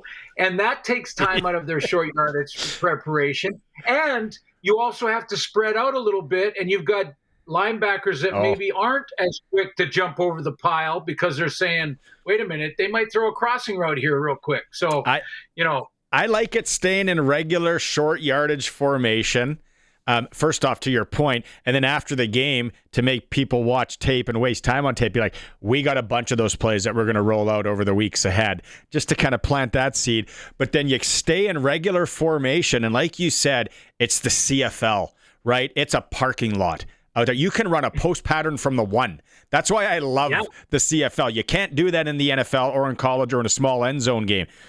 So I like staying in regular formation, and then, hey, it's basically man on man. All you got to do is make sure the guy's just a sliver behind you, and then just throw that puppy up on the one-on-one for post. I like it, Glenn. If you and I I'm going to bring you in to coach my flag team next year for 1 week, and we'll be gambling on everything. We'll be doing some dumb plays. Hey, speaking of guys that can catch post patterns and catch everything, this Damien Alford character in Calgary, we saw him kind of torch us 2 weeks ago, and then last week in Winnipeg again. What a game. First off, does he remind you of anyone in the last, let's say, 30 years in the CFL? A little bit like Merv Fernandez. Ooh, there's a throwback. Former BC Lion. David Williams. A little after Fernandez, again another BC Lion. David Williams was a guy I played against, but was super tall, but could really run, like pick him up and put him down, run, especially at the top end when he wants to separate from people. I talked to Dave Dickinson today about Damien Alford, because that's our first game on Thursday against Calgary, Montreal. And, I asked him, are you surprised by the production of Damien Alford, first round pick? It often or almost always takes draft picks at least a year to settle in and even become starters, let alone be this productive and really get people talking about him. I mean, this guy, I think we're scratching the surface, which is what Dave said too. And Coach Dickinson also admitted, I am a little bit surprised by his production, like the numbers, not his abilities, because you scout, do your homework there, but by his production, yes. I mean, for this being this young, and that VA trusts him like he would Reggie Bagleton. So what games do you got this weekend? So I'm leaving tomorrow for Calgary and Montreal, which is going to be a heck of a matchup, even without Davis Alexander, who is now on the 6th game. And then trap game for the Stamps. yeah. Well, if they called it the gauntlet, I think is how Coach Dickinson talked about it. The gauntlet of games. They had Winnipeg twice, Saskatchewan, who was unbeaten, and now Montreal. And if I would have asked him 3 weeks ago, would you be happy with a 500 finish in those 4 games? I'm sure he would have said, I'll take it. I'll take it right now. Yeah. Let's go. Yeah. And now he's looking at a sweep. And all the teams that he's beaten were undefeated when they played him the first time. So, this is going to be a heck of a matchup. And then the BC game on Sunday. You got the BC game on Sunday. So, okay, I'll end with this because I know on Thursday, whenever we get a chance to catch up, we're going to tee up Riders and Elks. But the only question about that today I have, because it'll probably be announced by Thursday, who do you think starts for the Elks? Well, right now they're taking half reps. I know. The first team reps. I think they're going to make a change. I don't know that it's fair. My biggest surprise this season of any team is the underachieving defense in Edmonton. Like, the names on that defense are just too good and too big, and the resume too nice to be playing as poorly as they're playing. So I think that's the biggest story in Edmonton right now, and it's not Trey Ford that is the issue.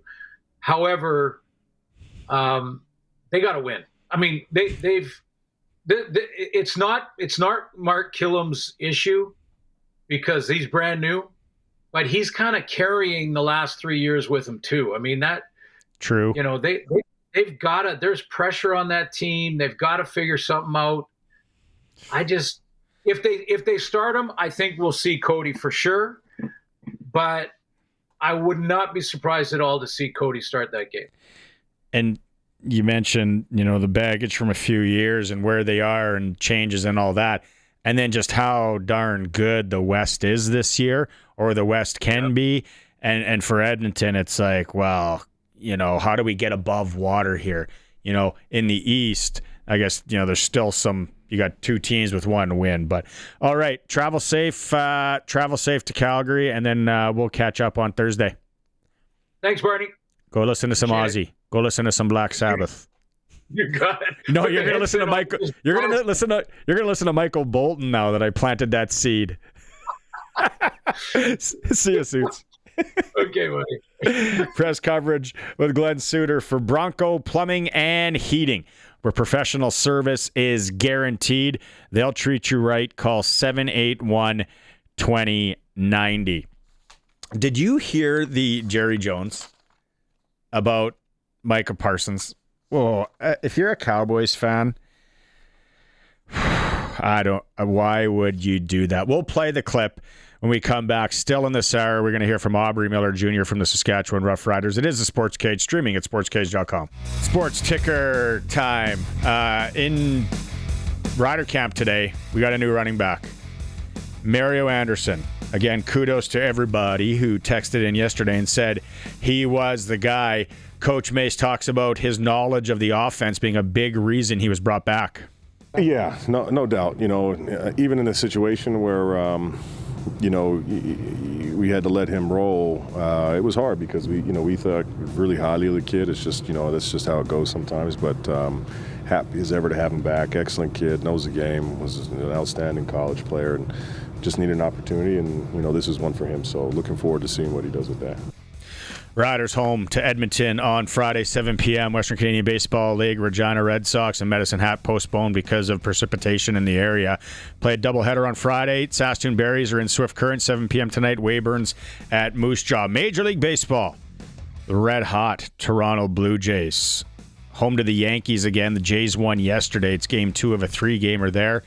In hockey news, Team Canada for the Olympics. It will be John Cooper and his crew from the Four Nations Cup heading things up. Bruce Cassidy, Rick Tocchet, Pete DeBoer, and Misha Donskov will be the coaching staff for Team Canada.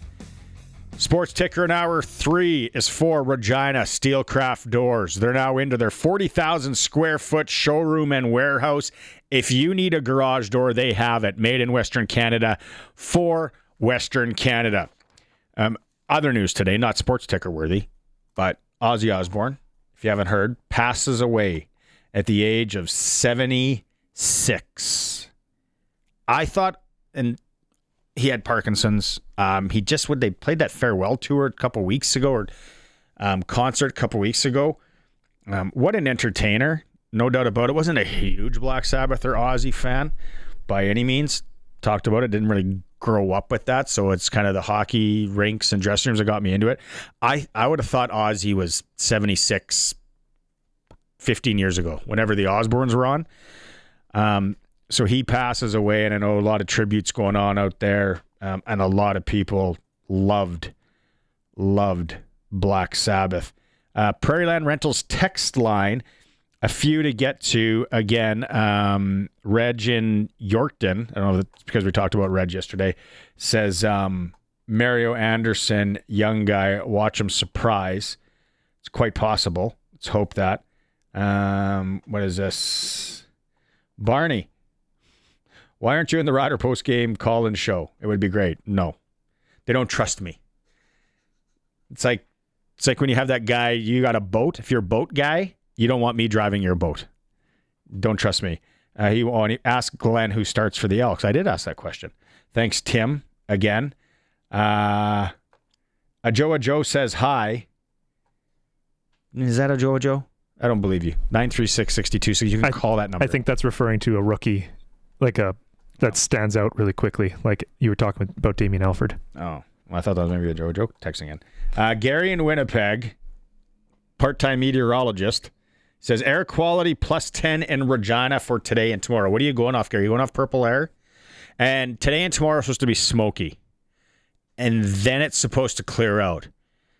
I don't know how much we want to get into the whole smoke scare for Friday night. I think we're going to be okay.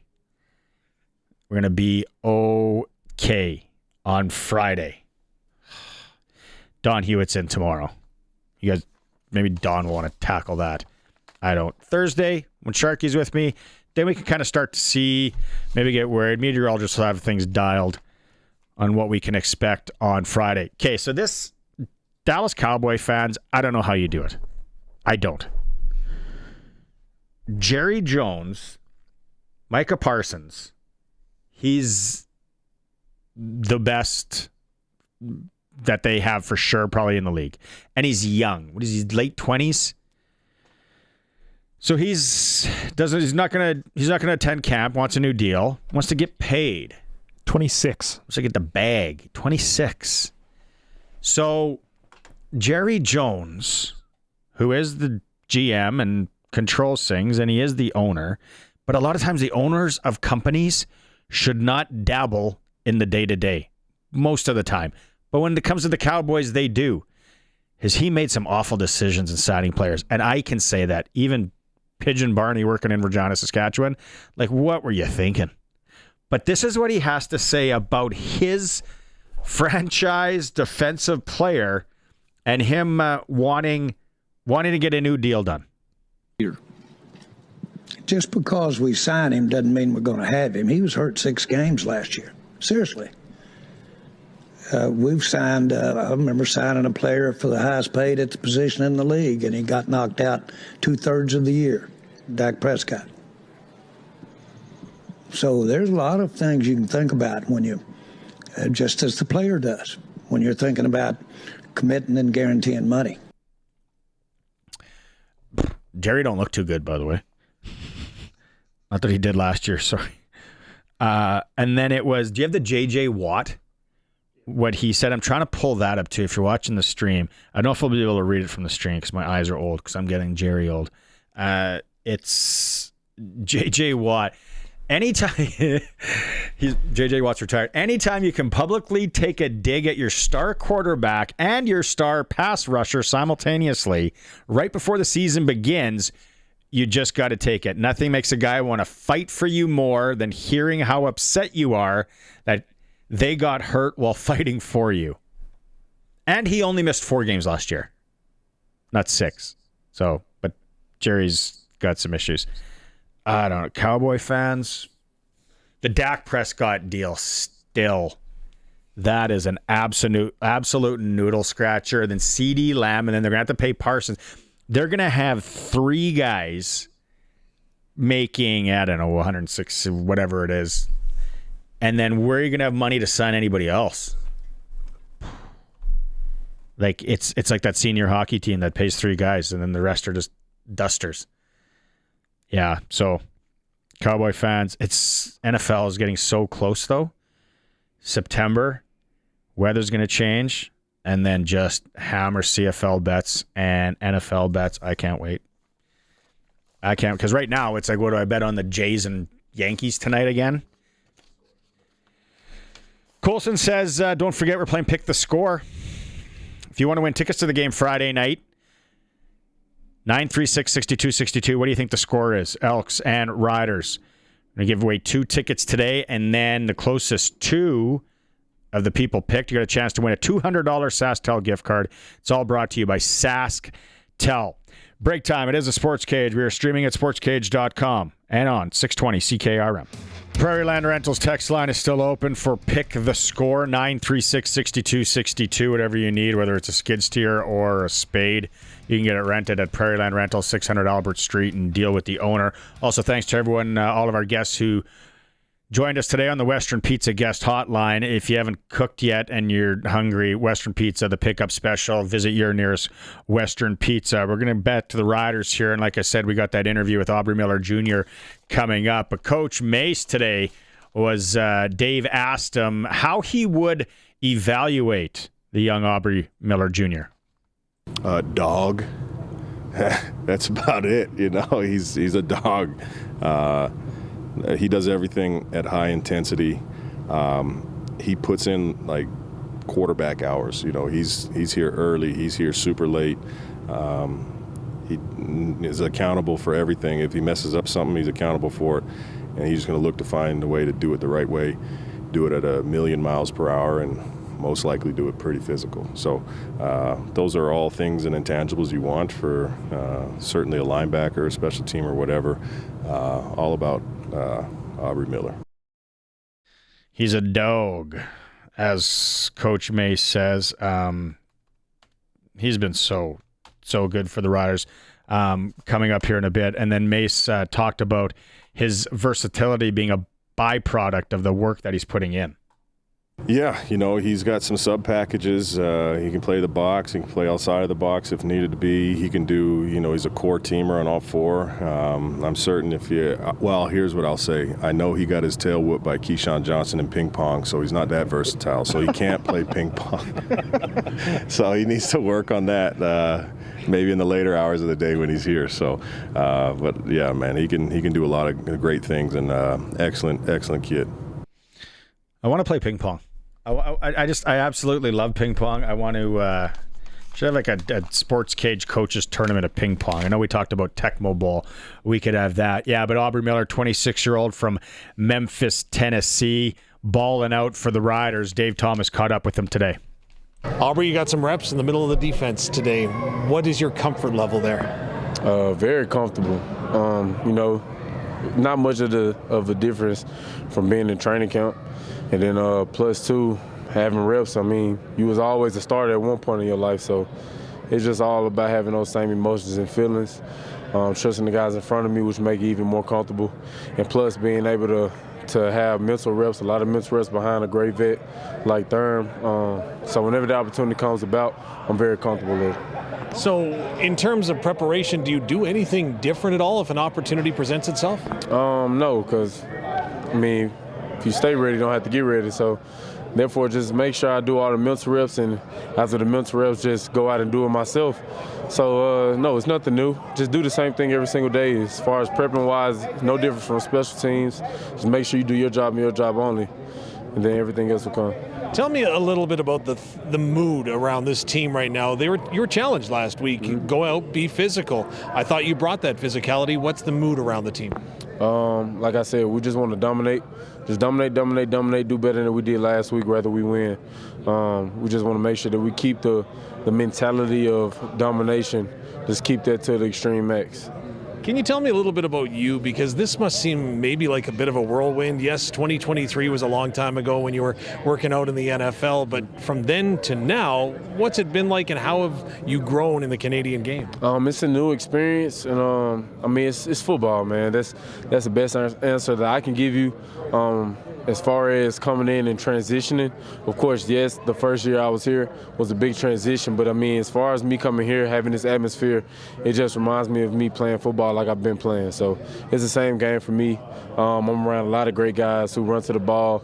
Of course, like I said, the atmosphere is amazing. It gives you the chills that you want, and then you're able to go out there and just play ball. What's been the biggest adjustment you've had to make thus far?